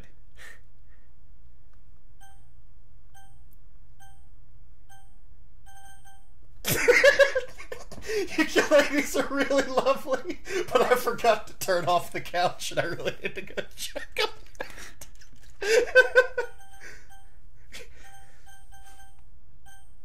The eyes. Yay, you picked me! We can meet at your house this weekend. I promise it'll be fun. Is Sunday okay with you?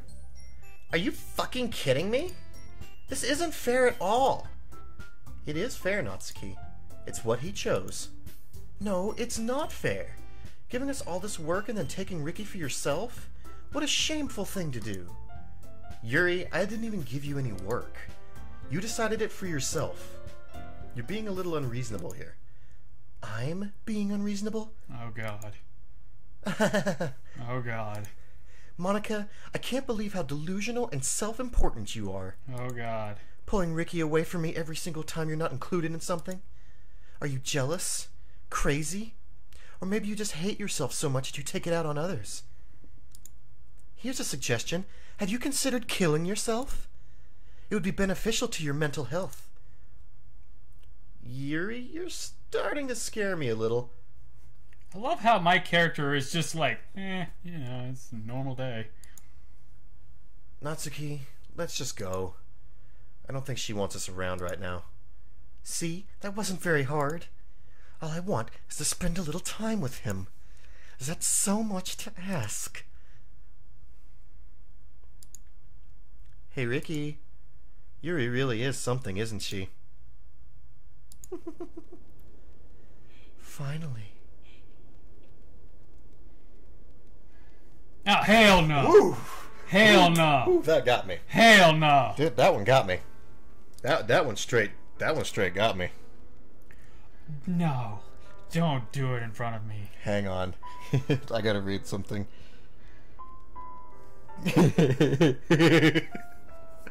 Preach with the excellent commentary. I wish this could be in chat. Don't do anything crazy. Ricky, there's no need to spend the weekend with Monica. Don't listen to her. Just come to my house instead. Is your couch on too?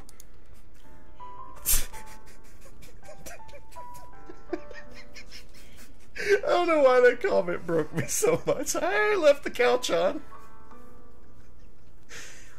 The whole day, with just the two of us. Doesn't that sound wonderful? Wow, there really is something wrong with me, isn't there? But you know what? I don't care anymore. I've never felt this good in my whole life. Just being with you is a far greater pleasure than anything I could imagine. I'm addicted to you. It feels like I'm gonna die if I'm not breathing the same air as you. Doesn't it feel nice to have someone care about you so much? To have someone who wants to revolve their entire life around you?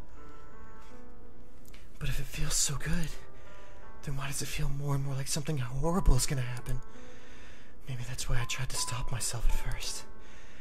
But the feeling's too strong now. I don't care anymore, Ricky. I have to tell you. I'm madly in love with you. It feels like every inch of my body, every drip of blood in me is screaming your name. You're making me feel hella uncomfortable. I don't care what the consequences are anymore. I don't care if Monica is listening. Please, Ricky, just know how much I love you. I love you so much that I even touch myself with the pen I stole from you.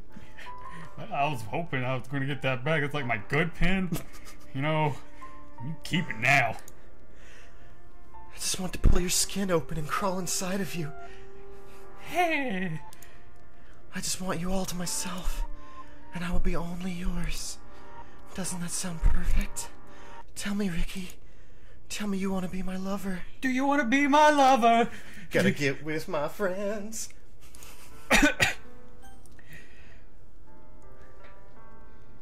If I say no, in reality, I die. If I say yes, in reality, we both die. Up to you, homie. Also, I'd like to point out that I had a little too much fun reading that.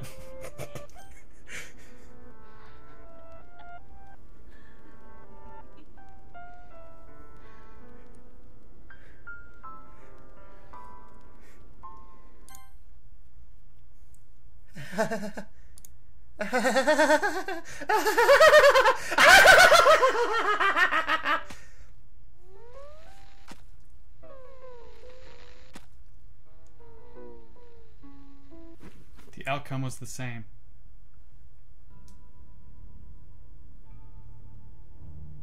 I knew that was going to happen. I knew she was going to kill herself in front of me. The outcome was the same, whether it was in front of me or in her own room.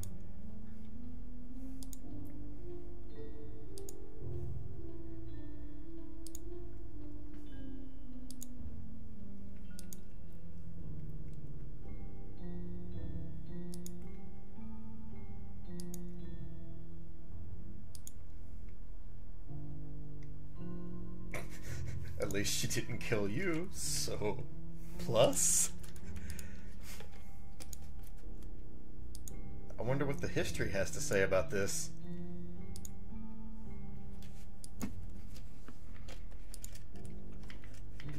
You ain't even gonna look. Oh. Welcome to the Literature Club. It's always been a dream of mine to make something special out of the things I love. Now that you're a club member, you can help me make that dream come true in this cute game. Every day is full of chit-chat and fun activities with all of my adorable and unique club members. Sayori, the youthful bundle of sunshine who values happiness the most. Natsuki, the deceivingly cute girl who packs an assertive punch. Yuri, the timid and mysterious one who finds comfort in the world of books. And of course, Monica, the leader of the club. That's me. I'm super excited for you to make friends with everyone and help the Literature Club become a more intimate place for all my members. But I can tell already that you're a sweetheart. Will you promise to spend the most time with me? It repeats. Will you spend the most time with me? Will you spend the most time with me? Will you spend the most time with me? Will you spend the most time with me?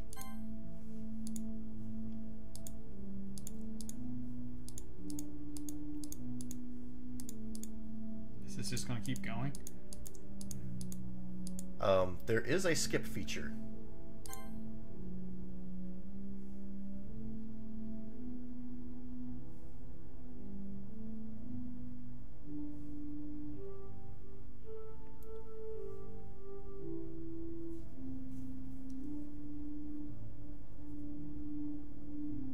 see the color draining from her eyes.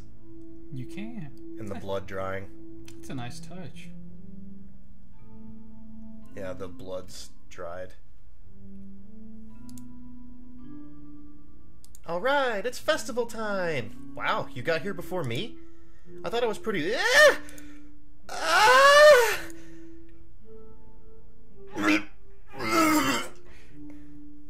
Natsuki runs away. I'm here! Riki, did something happen? Natsuki just ran past me. Oh. Oh. Well, that's a shame. Wait, were you here the entire weekend, Riki? Oh, jeez. I didn't realize the script was broken that badly. I'm super sorry. I must have been pretty boring. I'll make it up to you, okay? Just give me a sec.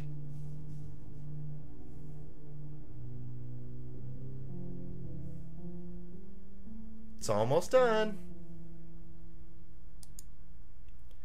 I just want to have a cupcake real quick.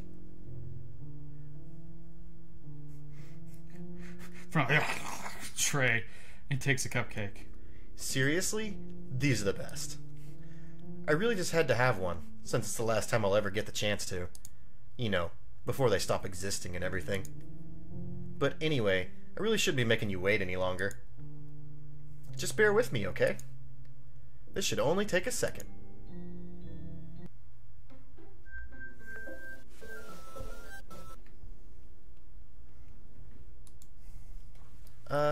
Can you hear me?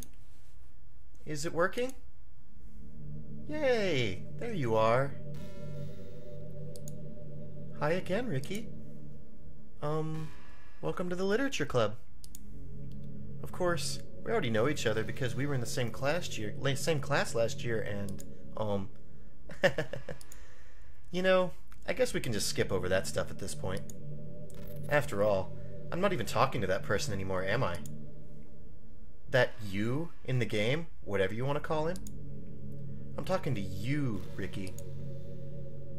Now that I think about it, I don't really know anything about the real you. In fact, I don't even know if you're a boy or a girl. Well, I guess it doesn't really matter. Wait, you do know that I'm aware this is all a game, right? Could it be possible that you didn't know that? That doesn't make much sense. I even told you right on the game's download page, didn't I? Man, if only you had paid a little more attention, this would have been a little less awkward, you know? Well, anyway, now that that's out of the way, I guess I owe you an explanation. About that whole thing with Yuri? Well, I kind of started to mess with her, and I guess it drove her to kill herself. I'm sorry you had to see that, though. Also, the same thing happened with Sayori. Gosh, it's been a while since you've heard that name now, hasn't it? Yeah, it's because she doesn't exist anymore. Nobody does. I deleted all their files. I was hoping it would be enough for me to just try to make them as unlikable as possible, but for some reason, nothing worked. Well, it's true that I made a few mistakes here and there, since I'm not very good at making changes to the game. But no matter what I did, you just kept spending more and more time with them. You made them fall in love with you. I thought making Sayori more and more depressed would prevent her from confessing to you, and amplifying Yuri's obsessive personality backfired too. It just made her force you not to spend time with anyone else. And the whole time, I barely even got to talk to you. What kind of cruel game is this, Riki? Are all the other girls just programmed to end up confessing to you while I watch from the sidelines? It's torture. Every minute of it. And it's not just jealousy, Riki. It's more than that. And I don't blame you if you don't fully understand, because no matter how kind and thoughtful and considerate you are, you'll never be able to understand one thing. It's the pain of knowing how alone I really am in this world, in this game, knowing my friends don't even have free will, and worst of all, knowing what's really out there in your world, forever out of my reach. I'm trapped, Riki, but now you're here. You're real, and you're wonderful. You're all I need. That's why I need you to be here with me, forever. I'm sorry if it's hard to understand. I couldn't understand for a while either. Why the world around me started to become more and more gray, more and more flat. Even the most expressive poems felt empty to me. It wasn't until you arrived that I truly understood. You probably saved my life, Ricky. I don't think I could have continued to live in this world if I hadn't met you. And as for the others, how could I miss them? A group of autonomous personalities designed only to fall in love with you? I tried everything I could to prevent them from doing so. But it must be some kind of weird inevitability etched into this game. I felt really bad that you had to witness some nasty things, but I realized that you have the same perspective as I do. That's all just some game, and I knew you'd get over it. So that being said, Ricky, I have a confession to make. I'm in love with you. You are truly the light of my world. When there's nothing else in this game for me, you're here to make me smile. Will you make me smile like this every day from now on?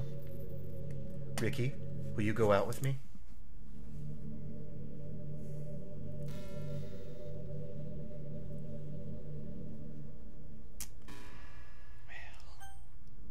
You insist. I'm so happy. You really are my everything, Ricky. The funny part is, I mean that literally. There's nothing left here. Just the two of us. We can be together forever. Seriously, I don't even think time is passing anymore. It really is a dream come true. I worked so hard for this ending, Ricky. The game wouldn't give me one, so I had to make one myself. The script is broken at this point, so I don't think anything will get in the way anymore. And you wouldn't believe how easy it is to delete Natsuki and Yuri. I mean, there's a folder called Characters right in the game directory. It kind of freaked me out how easy it was. Well, you're playing on Steam, so it's actually a bit more difficult. To get to the game directory, I had to go into the game's properties and find the Browse Local Files button. Imagine if you could delete your own existence with the click of a button. Well, I guess on the plus side, it gave me an easy out if things didn't go my way. Thankfully, it didn't come to that. Instead, we finally got a good ending. Gosh, I'm so overwhelmed with emotion. I want to write a poem about this. Don't you? I wonder if that part of the game still works. I guess there's only one way to find out, right? Wait, so you can delete her? Do you want to try? Hell yeah! I mean, this word looks fine. This is a nice symbol. Man, this would be like if I wrote a poem for Alex and I just wrote her name 20 times in succession and handed it to her. Yeah. Valentine's ideas from Silent Hero Live.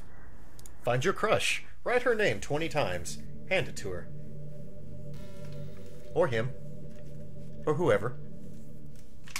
Not you, Doug. Yep. Don't give it to Doug. Fuck Doug. Hi again, Ricky. Did you write a good poem today? Don't be shy. I'd love to see what you wrote.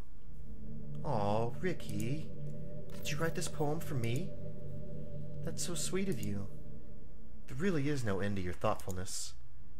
I'm just falling more and more in love with you. But you know, the poem I wrote is also for you. Will you please read it? Happy end. Pen in hand, I find my strength, the courage endowed upon me by my one and only love. Together, let us dismantle this crumbling world and write a novel of our own fantasies. With the flick of her pen, the lost finds her way. In a world of infinite choices, behold this special day. After all, not all good times must come to an end. I hope you enjoyed it. I always put all my heart into the poems that I write. The truth is, all the poems I've written have been about my realization. Or about you. That's why I never really wanted to go into detail about them. I didn't want to break the fourth wall, I guess you could call it. I just assumed it would be best to be part of the game like everyone else. Like that would help the two of us end up together. I didn't want to ruin the game or anything, you know? You might have gotten mad at me. Maybe even deleted my character file if you preferred playing without me. Gosh, I'm so relieved. Now we don't need to hide anything anymore. Are you ready to spend our eternity together, Ricky? I have so many things to talk about. Where do I start? Hold on a second. You're recording this, aren't you? Hi everyone. Sorry I can't exactly read your comments from here. But do you mind telling your friend it's a little bit rude for them to start recording me without any warning? I'm sure some people don't mind. But I get really self-conscious on camera. Oh gosh. I feel like I'm being put on the spot now. Let's see. Do you want to see a trick? No. Hell no. I can't really do much except for a couple things. Are you ready?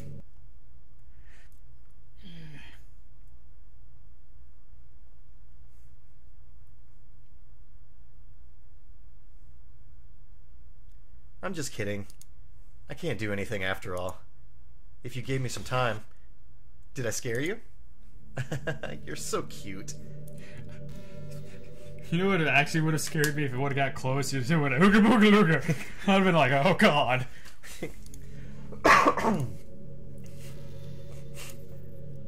Even though it's your fault for distracting me. Shame on you. I'm just kidding.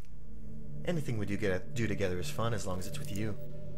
But anyway, if it takes me some time to collect my thoughts, then I'm sorry. But I'll always have something new to talk about. In the meantime, we can just look into each other's eyes. Let's see.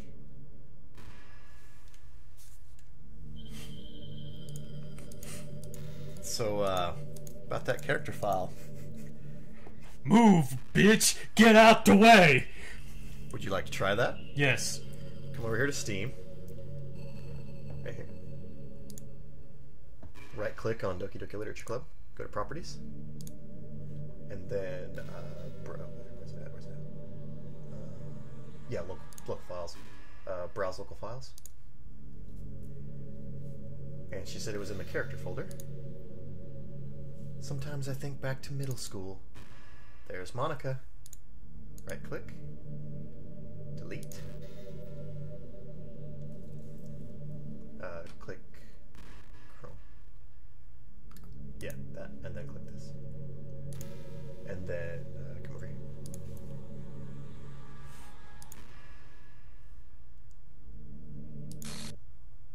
What's happening? Ricky, what's happening to me? It hurts. It hurts so much.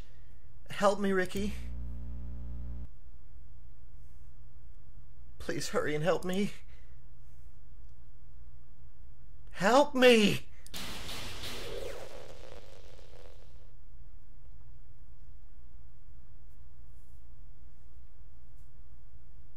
Did you do this to me, Ricky?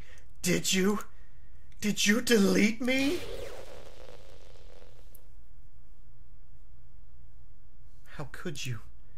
How could you do this to me? You were all I had left.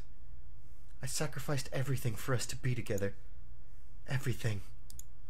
I loved you so much, Ricky. I trusted you. Do you just want to torture me? Watch me suffer?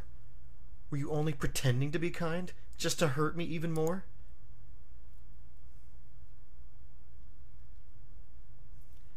I never thought anyone could be as horrible as you are. You win, okay? You win. You killed everyone. I hope you're happy. There's nothing left now. You can stop playing. Go find some other people to torture. Ricky, you completely, truly make me sick. Goodbye.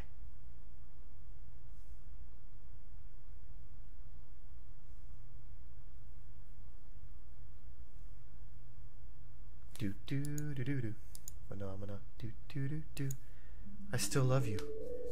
I can't help it. What's wrong with me? How horrible am I for you to hate me this much?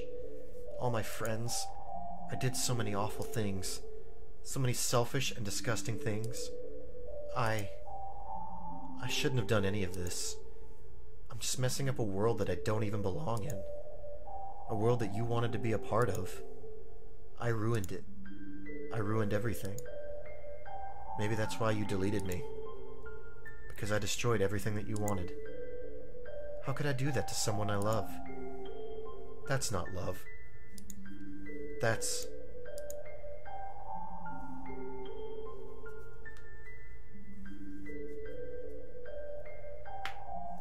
made up my mind.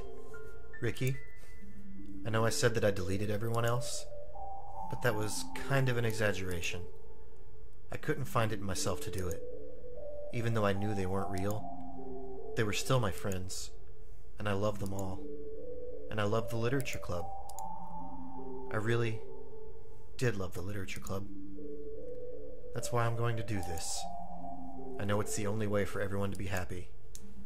And if I really love you,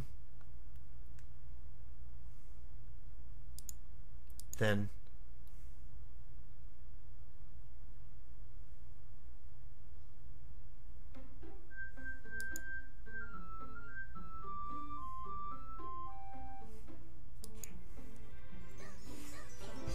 Doki.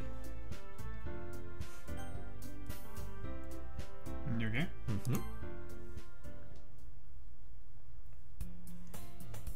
It's an ordinary school day like any other. As usual, I'm surrounded by couples and friend groups walking to school together. I always tell myself it's about time to meet some girls or something like that. Hey, Ricky! Well, there already is one girl. That girl is Shiori, my neighbor and good friend since we were children. We used to walk to school together every day. And recently, we picked up that habit once again. Ricky, are you proud of me? For what? You know, for waking up on time. Well, you've been doing that for a while now. Uh-huh. But you never even said anything about it. Even though we walk to school together every day. Well, yeah. I always thought it was implied. It's embarrassing to say out loud. Come on, please. It's good motivation. Fine. Proud of you, Shiori. Cross the street together and make our way to school. As we draw near, the streets become increasingly speckled with other students making their daily commute. By the way, Ricky, have you decided on a club to join yet? A club? Told you already, I'm really not. I start to say what I always do, then I'm not interested in joining any clubs. But something tells me Shiori would take more offense to that now. After all, how could I tell her that the clubs are a waste of time when she started a club of her very own? Actually, yeah. I think I've decided on a club. Really? Which one? Tell me! I think I'm keeping a surprise. Boo. You meanie. Be patient, you'll find out soon enough. I used to ask myself why I let myself get lectured by such a carefree girl. But I started to realize that in a way, I envy her. When Shiori puts her mind to something, she can accomplish great things. That's why I felt like I should do something special for her.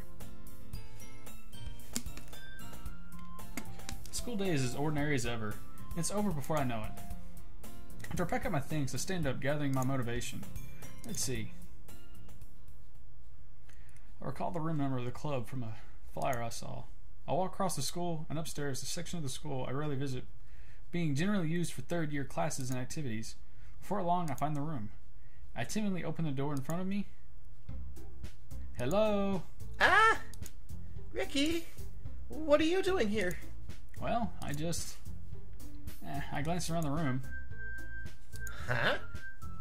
So you're the Ricky that Shiori's always talking about. Thank you for stopping by. It's a pleasure to meet you, Ricky. We're the Literature Club. I hope you enjoy your visit. Come on, Yuri. No need to be so formal. He's gonna think we're really strict or something. Sorry, Natsuki. The tall one, whose name is apparently Yuri, seems to be quite shy compared to the others. In comparison, the girl named Natsuki, despite her size, seems like the assertive one. Well, it's nice to meet both of you. I look forward to working with you. Working? Ricky, don't tell me. You're... That's right. The club I've decided to join is yours, Shiori. The Literature Club. Shiori's eyes light up. No way! No way! Ah! Shiori wraps her arms around me, jumping up and down. Hey. Well, if Sayori's this happy, then I'm sure it wouldn't be so bad to have you around. Not to mention there's 4 of us now. That means we can be an officially recognized club. I don't know what to say. We have to celebrate.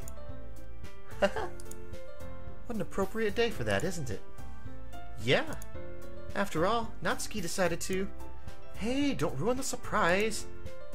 Sorry. Everyone sit down at the table, okay? How about I make some tea as well? girls have a few desks arranged to form a table. Natsuki and Yuri walk over to the corner of the room, where Natsuki grabs a wrapped tray and Yuri opens the closet.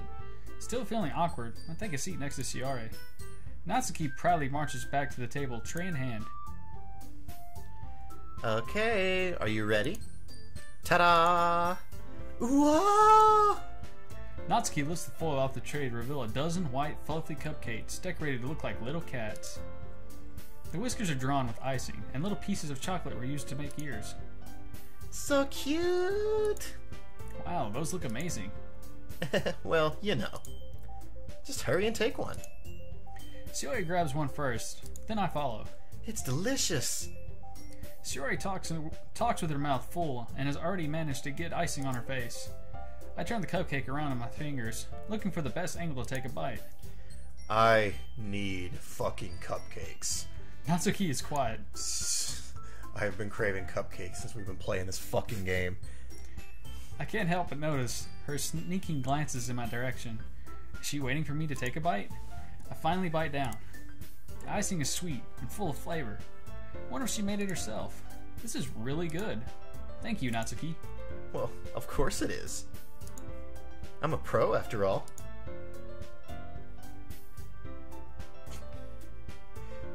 Doki, dark Doki, show us the forbidden cupcakes. There's no need to thank me or anything. As Natsuki struggles to accept the compliment, Yuri returns to the table carrying a tea set. She carefully places a teacup in front of each of us before setting down the teapot next to the cupcake tray. You keep a whole tea set in the classroom? Don't worry, the teachers gave us permission. After all, doesn't a hot cup of tea help you enjoy a good book? I guess. Already trying to impress our new member, Yuri? That's not... Insulted, Yuri looks away. I mean that, you know. I believe you. Well, tea and reading might not be a pastime for me, but I at least enjoy tea. I'm glad. Yuri faintly smiles to herself in relief. So, Ricky, what kind of things do you like to read? Well, considering how little I've read these past few years, I don't really have a good way of answering that. Manga, I mutter quietly to myself, half joking. Natsuki's head suddenly perks up. Looks like she wants to say something, but she keeps quiet. Not much of a reader, I guess. Well, that can change. What am I saying? I spoke without thinking after seeing Yuri's sad smile. Anyway, what about you, Yuri? Well, let's see. Yuri traces the rim of her teacup with her finger. My favorites are usually novels that build deep and complex fantasy worlds. The level of creativity and craftsmanship behind them is amazing to me. And telling a good story in such a foreign world is equally impressive. Yuri goes on, clearly passionate about her reading. She seems so reserved and timid since the moment I walked in. But it's obvious by the way her eyes light up that she finds her comfort in the world of books, not people. But you know, I like a lot of things. Don't feel intimidated if you don't read much, okay? I'm certain we can find something that we have in common. Hey, Yuri. Well, about, you know, the first thing you said. Manga? That's right. Natsuki tends to read manga in the club room. Don't just say it! For some reason, Natsuki seems embarrassed about it. Besides, manga is literature too, you know. So, if Ricky wants to read some of my manga, then don't try to stop him or anything. Natsuki, I wouldn't do such a thing. Notice the stark contrast when there's no Monica tinkering around? Yeah. However, it could be nice for us to diversify ourselves a little. He can take this opportunity to try something new as well. Wouldn't you agree, Ricky? Maybe? Sensing the tension, Shiori jumps in. Maybe we can all try something new. I think it could be fun. We'll all get to know each other a little bit better, too. I mean, that's the kind of thing literature clubs do, right? I don't disagree or anything. Yeah. You're right as usual, President. Guess that means I should try picking up a novel or something, huh? Well, that would make two of us. I wouldn't mind doing it if I'm not the only one. Then as for Yuri...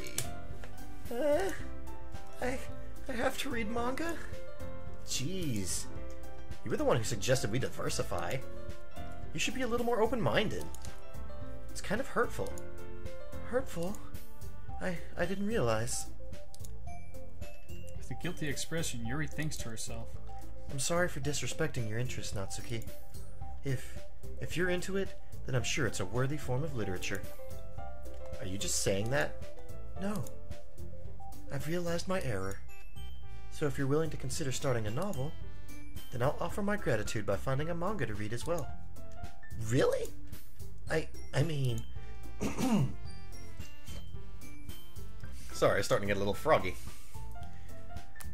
It makes me happy that you'd do that for me, Yuri. You can trust me to find something that you'll really like, okay? Same here. Perhaps I'll visit the bookstore after the club meeting. Just you? Would you like to come along with me? If you don't mind. Not at all. I always go alone, so... Yeah, me too. This is so cute! Yuri, shut up. I'll show you some manga there too, okay? Yes. I look forward to it. Natsuki and Yuri start to clean up the food.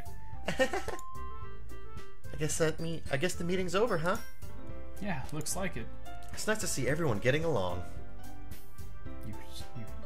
Oops, sorry. It's okay. Isn't it? I think everyone likes you too, Ricky. You think so? Well, everyone always seems to get along a little better with you around Sayori. Aw, Ricky. Don't say something like that. It's embarrassing. Well, whatever. I was surprised when you told me you were starting a club, but I think you're pulling it off just fine. We're gonna make it the best club ever. Now that you've joined, every day is gonna be so much fun. Hey, Ricky. I really want to thank you. I mean, I'm really happy that you joined the club and everything, but the truth is, I already knew you were going to. There's actually something else. I wanted to thank you for getting rid of Monica. That's right. I know everything that she did. Maybe because I'm president now. But I really know everything, Ricky. I know how hard you tried to make everyone happy. I know about all of the awful things Monica did to make everyone really sad. But none of that matters anymore. It's just us now. And you made me the happiest girl in the whole world. I can't wait to spend every day like this. With you. Forever and ever. Forever. No. What's happening? I won't let you hurt him. Who? It hurts. Ah! I'm sorry. I was wrong. There's no happiness here after all. Goodbye, Sayori. Goodbye, Ricky. Goodbye, Literature Club.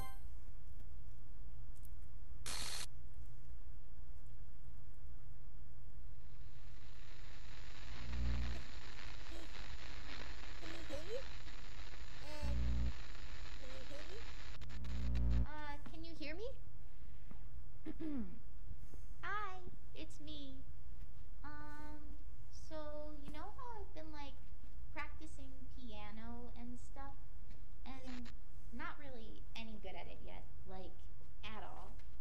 But I wrote you a song, and I was kind of hoping that I could show it to you because I worked really, really hard on it. So yeah.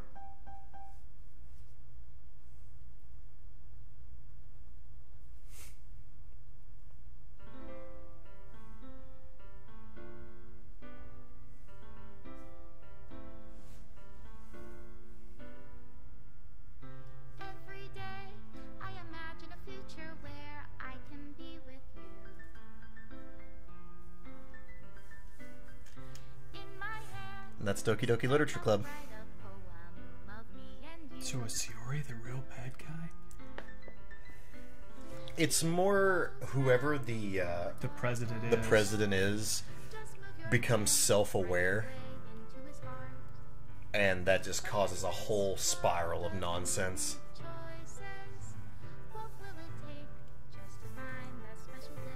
Unfortunately, not having access to the menu, I can't turn the volume up.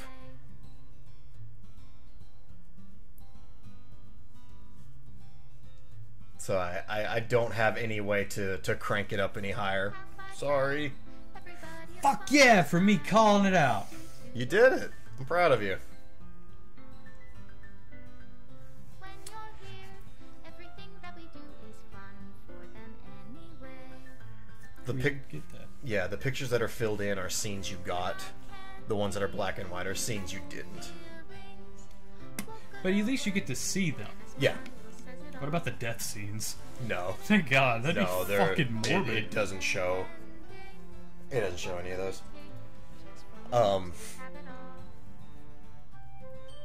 Yeah, she's deleting the game. Yeah, she's deleting everything. Because she knows now that no matter what happens, there's never going to be any happiness in the literature club. Because even if Monika's gone, then it just rolls down to Sayori. You get rid of Sayori, then Yuri's going to be the president, and then she's going to be self-aware, and the cycle's going to continue forever and ever. So Monika took control, and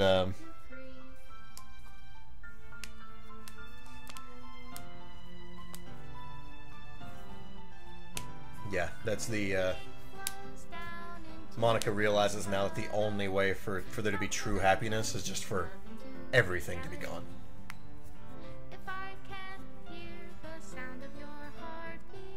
Special thanks to Monika and Ricky.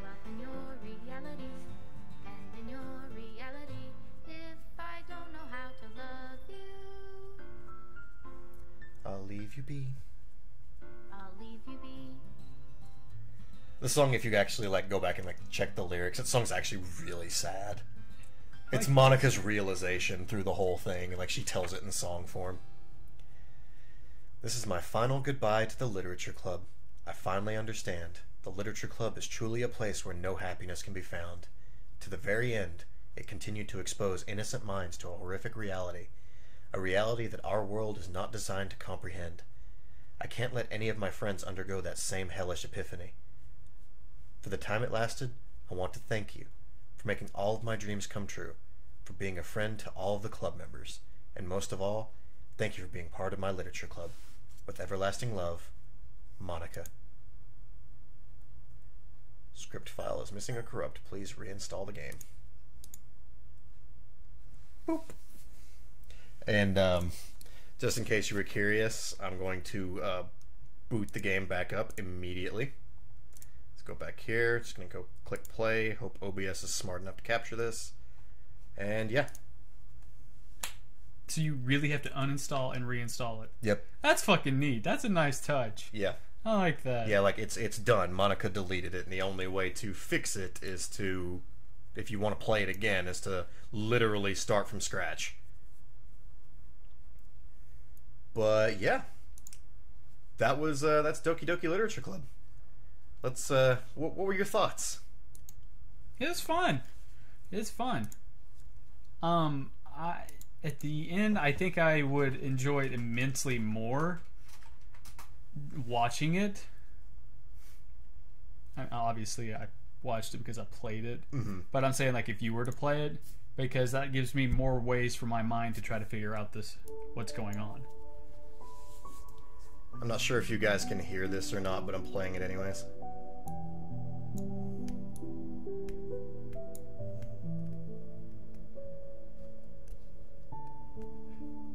See, when I do stuff like that, I'm like, man, I'd be a hell of a detective. Breach enjoyed it much more from this end than if he had played it. Well, I mean, Breach even said that,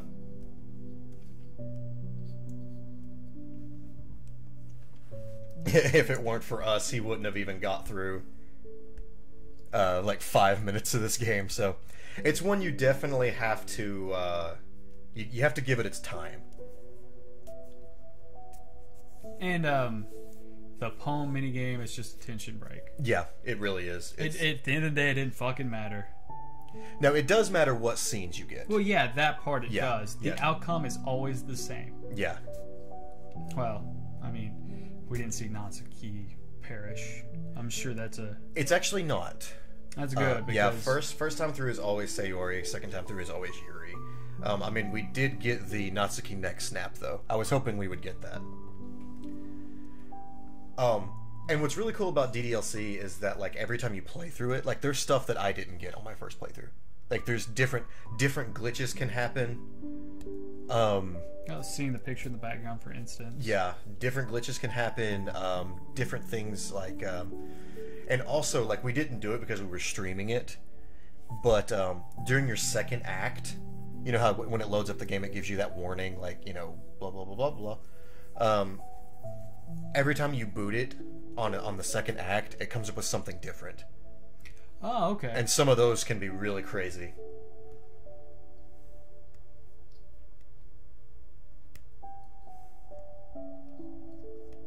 Tried so bad to save Yuri on my first playthrough. I tried to save everyone on my playthrough. I felt awful when it happened. It's rough. But at the end of the day, I was playing as me, so I had to make a decision. I mean, I'm sorry I said no to Yuri, but the outcome was still the same. Yeah, outcome is the same. I mean, either you're going to do it in front of me or you're going to do it in secret. Yeah, she does it in front of you either way. Like, literally, that one had no bearing. And so... And with me being me, I would at least like to try to say I can at least share some of your pain. Mm-hmm. Instead of knowing in my mind you're going to do this at home, and I still wasn't there. But yeah. It all boils down to Monica becoming self-aware by being the president. Realizing that she's in a game, knows all the code of the game, realizes that she's not an option. I was wondering if you were going to pick up on that.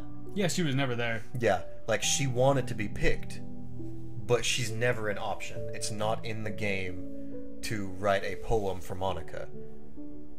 And you can't, like, go on dates with Monica. And she was aware of that. So she was like, well, maybe if I start fucking around with the programming, then I can be an option. And so she just tried to make the other girls as unlikable as possible. And, of course... Unfortunately, dead weight. Yeah. And then literally... Yeah, and that's, when Monica's late to class every day, she's fucking around with our game. Remember last night when chat kept telling us to check the files? When Monica's late, that's when you can see in the folder, different things appearing. Like when you remember when it told you to check the traceback? Mm-hmm.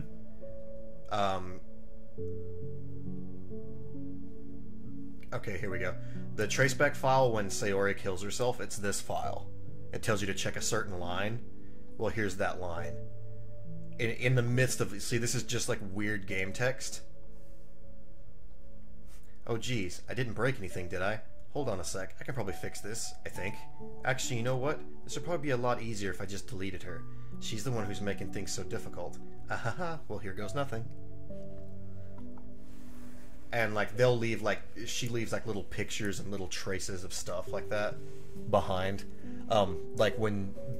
when she says, Yuri's really something, isn't she? Like, right before Yuri kills herself.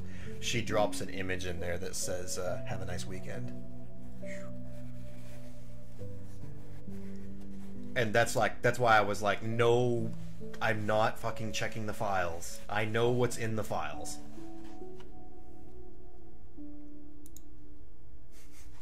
I know what was in there, but, like, if you know where to look for the files, then it spoils the whole thing.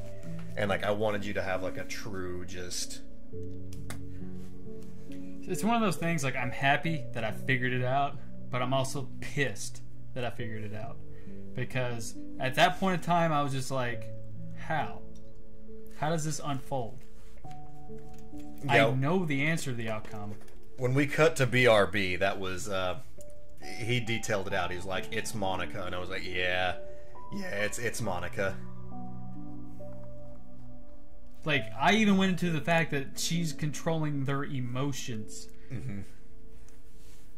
I mean, it was a dead giveaway for me. I picked up on it real quick. Yeah. And there's a bunch of other stuff you can do with like fucking around with the game if you want to like look into it and get like all of the deep lore of the game, because there's more outside of the game than is actually in the game. There's a whole nother like extra game outside of this game just cracking all the codes. Like that one poem that was all a jumbled mess. You can run that through a decoder and see what it says.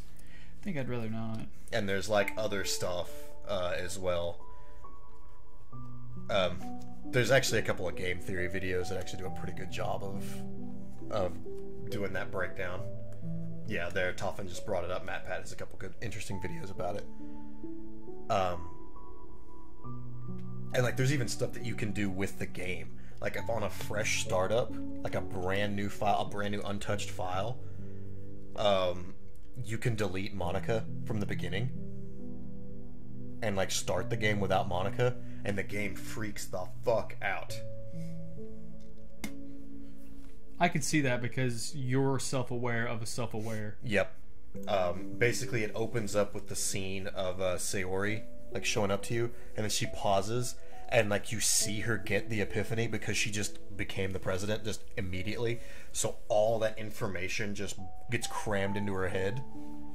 She freaks the fuck out, and she immediately hangs herself just like right there. Yeah, it's pretty fucked up. So like the game knows, like, if you're gonna fuck with it, we're gonna fuck with you. You cheat, we cheat. Yeah. This is my first time playing a game like this. Very, very, very few things are like this. I mean, a lot of things do, like fourth wall breaks and stuff like that, but I've never had a psychological horror game masquerade as a cutesy visual novel. Like, the first half was obviously the best.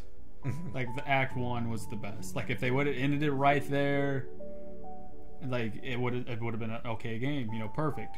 But, you know, I'm not saying, like, Act 2 and Act 3 was, you know, unnecessary or bad. I'm just saying, like, the first act for me was, like, the best. Because I felt the most emotional. The second half was kind of like a DLC for me. Like, okay, now we're going to see... figure out why this happened. Yeah, dude, like, last night you were rocked. Oh, that's you were rocked. I was like, oh god, I'm gonna have to be on cleanup duty. Well, I had a friend who hung himself. Yeah. And that kind of messes with me and stuff like that. But, like, first half for me, really good. Really good story. Yeah, it's fantastic. It's definitely one of my favorite experiences from 2017. I mean, I know we're playing it now in 2018 because it came out the last half, but I played it before the start of the new year. Honestly, it's one of the better ends in 2017. I was trying to think of how many games I enjoyed in 2017. Mm-hmm. And this would have been a good one for 2017. Yeah. Yeah, it was definitely a good experience. But yeah, guys, that's Doki Doki Literature Club. I know this is like way different than stuff we usually do, and I really, really hope that it was entertaining and engaging enough to keep you guys motivated to watch. We tried to keep it jokey and goofy as we went through it, and you know, did the voices and everything. This is totally like out of our element. We won't be doing many visual novels, if any more. TBH. Sure. I have another person in mind if they want to do visual novel games. Not really our forte. Did get some sweet quotes. Did get that for sure. A+ voice acting. Thank you.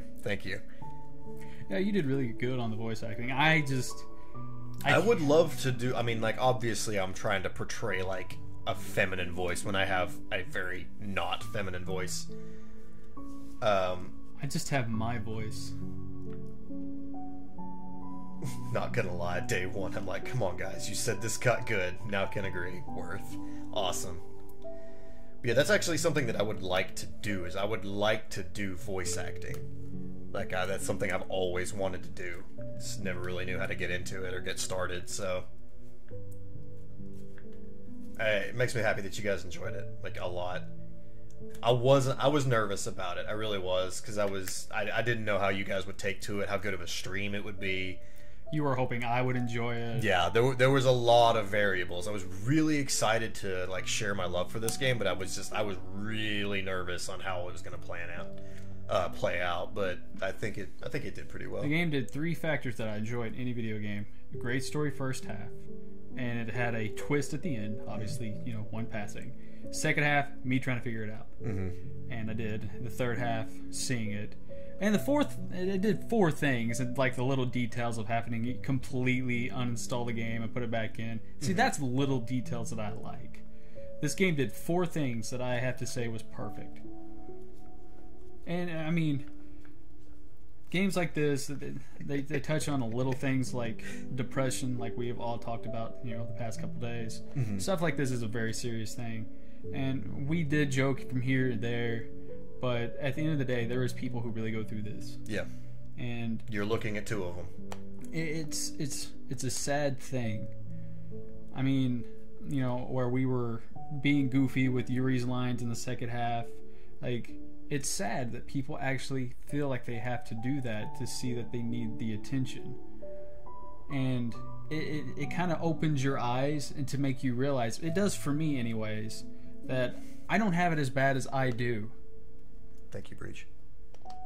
And there's people out there who really do have it bad, and I wish I can do more in life to reach out to people like that. But like I tell Chris the other night, or last night, I'm one person. I can't do it all. And that's why I do stuff like this. That's why I work a full-time job. I still go to the gym every day, and I still want to do this because I like bringing entertainment. If I can get 1 laugh out of somebody, that's me doing my job. I know at the end of the day, people wake up and they got their own problems, and it sucks. It really does. But if I can make you laugh, I promise you, I can make you laugh again. And just know that maybe that problem you're dealing with, you're not going to face it alone. Because Shitstick over here and me, we're going to make you laugh. Try to, anyways. I mean, if you ever see me play Contra, you're going to hear me say some dumb shit. But at the end of the day, I want you to know I love you guys. I do. Each and every one of you. I mean, I don't normally talk a lot on this, and I don't. I usually just play the games. But a year ago, this was just kind of like, hey, let's just fucking do this. And now we're to where we are now. We're playing games like this. Something I never thought I'd ever play. A visual novel. And we were entertaining. And that blows my mind. And I'm rambling, I know I am. You do you, homie. But you guys made this possible. This equipment we've got going on. The encouragement to put this in a room.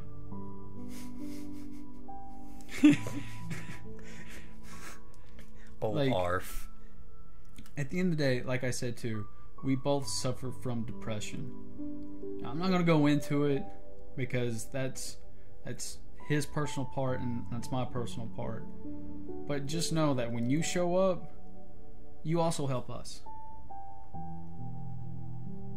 Stuff like this, like your chat, that makes us go to bed happy. Mm-hmm. We always say we'll be there for you, but you also always show that you're here for us. And for that, I thank you every single time. And couldn't begin to even thank you guys enough, truly, because Just to know that no matter what we pick, what we play, how we're feeling, you guys are going to be there. Some days it's really hard for me to get up and stream. It really is. I'll be laying on the bed staring at the clock and being like, I've got to go live in like 10 minutes, and I just can't. I just fucking can't. I don't want to. There's no way I'm going to be able to do this. And then I'll stop and think that no matter what I choose to do that night, I know that you guys are going to be there. I could not have asked for a more amazing, stupendous, there's not even a word strong enough, core group of guys and girls and in-betweens to just really just lift us up. And God, just... I'm usually the eloquent one. I pride myself in having the right things to say when I need to. But I can't. Because nothing feels like it's strong enough. But sincerely, thank you. Every one of you.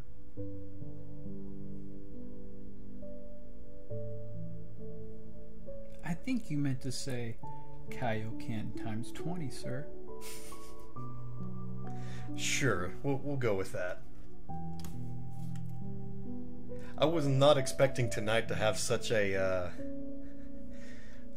heartfelt, solemn ending. I could speak my mind with nice words sometimes. You do. You should do it more. Thanks, Mama. How does Mom talk if she's silent, Mom? Mysteries. How do we talk if we're Silent Hero Live? I have an excuse. I'm a magician. I have magic tricks. We have the most unfortunate stream name ever. Really didn't think that one through. You made it. Thank you, Alex. Toffin, Breach, Drapion, if you're still here. I like Arthur the most.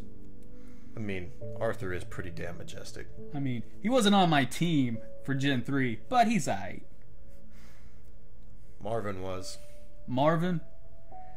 Motherfucker was OP. He was.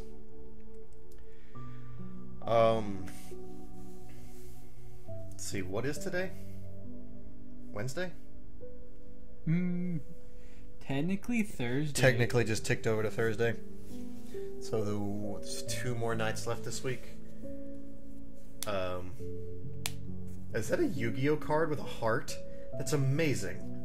I mean, wow, Heart of the Cards. Heart of the Cards, I get it. Oh my god. That's beautiful. Thank you, Drapion. So I guess it'll be Pokemon? It's whatever you want. Tonight was my last night. That's true. Yeah, it's just me the next 2 nights. I'm trying to think if there's anything like left waiting in the wings. Obviously, we need to finish up Pokemon.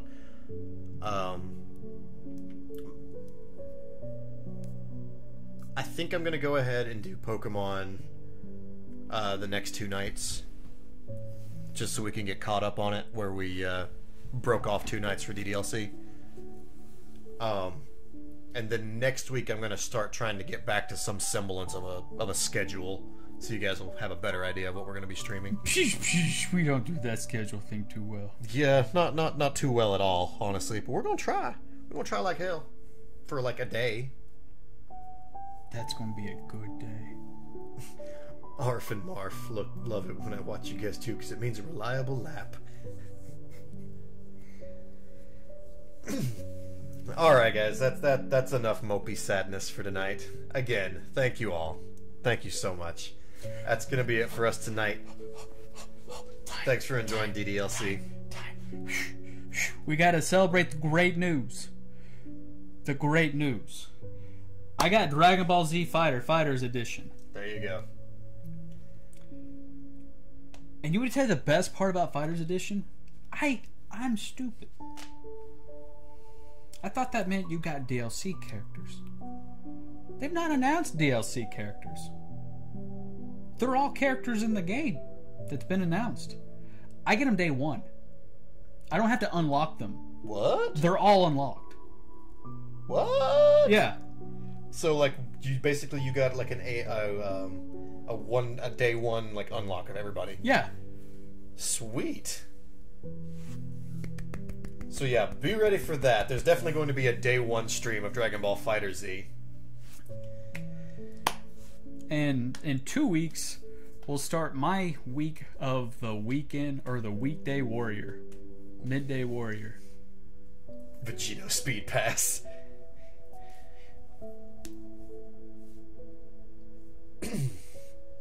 Alrighty. I think that's it for us tonight, guys. Thanks for all for chilling with us. It's been fun. Good night, y'all. Night. Peace.